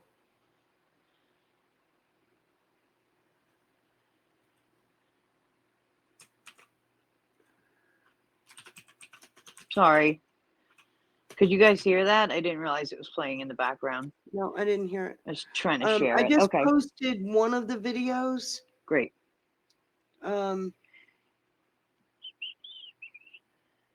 Fraction Magic detailed vote rigging demonstration. Okay. And then there's Fraction Magic short vision, and that's with Benny. Okay. And then you've got another one. There's a third one, Fraction Magic detailed vote rigging demonstration. So there's only two on our YouTube. Cool. All right. I'll check it out. I want to show them to my dad.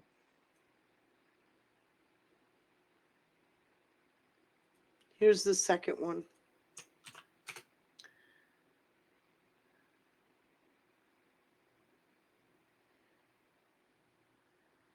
Like I said, there were 7, and I've seen, I think there were 8, and they've now said it's 7, or I don't remember now. It's been so long, but all but 1 was up there. I've seen them all. Now we're down to 2.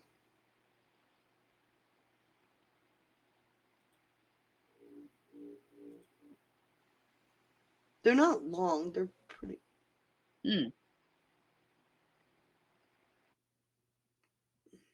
They didn't come up on the board fast. Oh, helps if I put it in the right place. Sorry. Okay. There you go. Both of them. Sorry about that.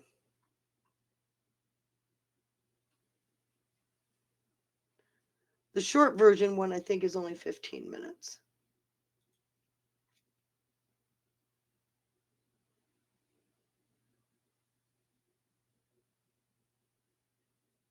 I like voter fraud videos. I don't know why. That guy in that second video, that's Benny, he did not believe her. She asked him to look into this. He did not believe her.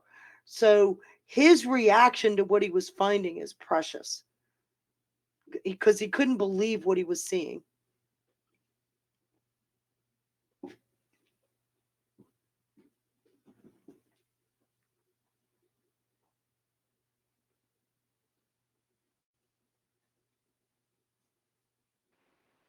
There's actually a great channel on Odyssey called Election Fraud in America. And they have, looks like hundreds of videos. First one is Tina Peters, like an hour long thing. It just goes on and on. All different kinds of videos from around the world, like how they cheated in Venezuela. You know, on and on. It's pretty amazing. But I don't see any. Oh wait, there is a fraction. There's one here. Fraction action. It's only 20, that's the same one. But anyway.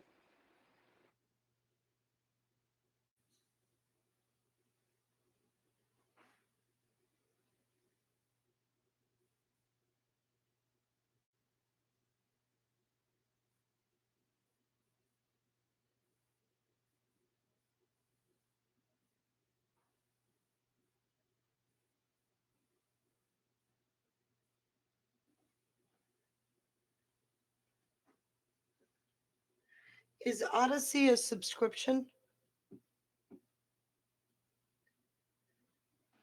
Nope. It's like a YouTube or Rumble or, but it was one of the ones that you could get a lot of stuff on when they were really censoring YouTube. I went to Odyssey. It was before Rumble was really big.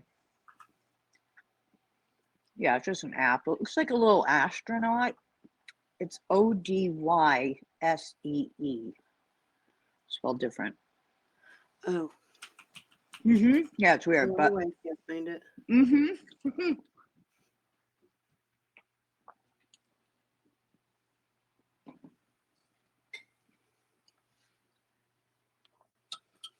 What's the name of the channel? It's called Election Fraud in America.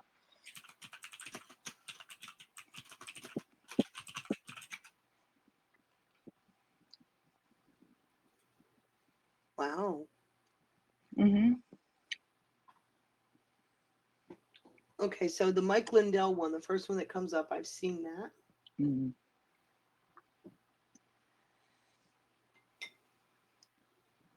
I think everybody's watched Joel Altman. I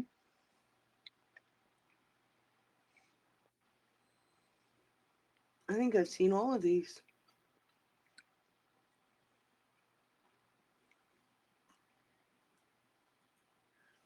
I'll drop the link.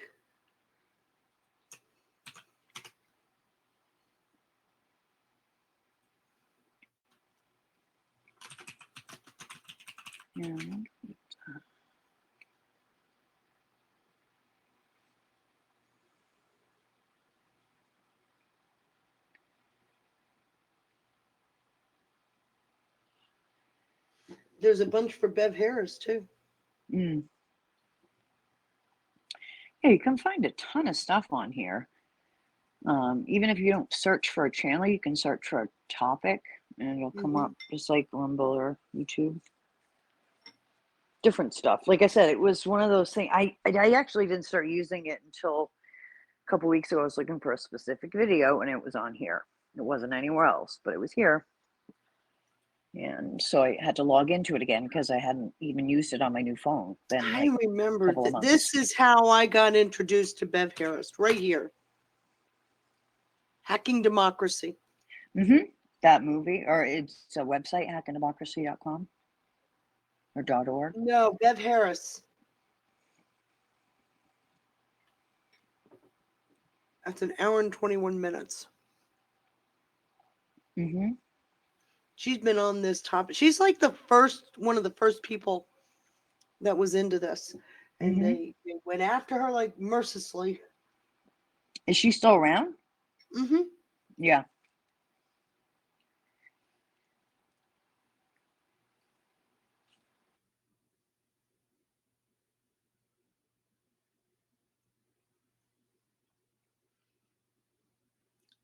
It was an HBO video.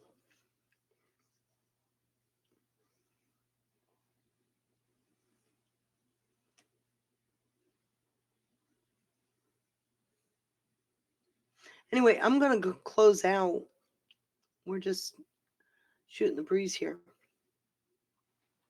Okay, we'll see you tomorrow. Thanks. Have a good night. You too.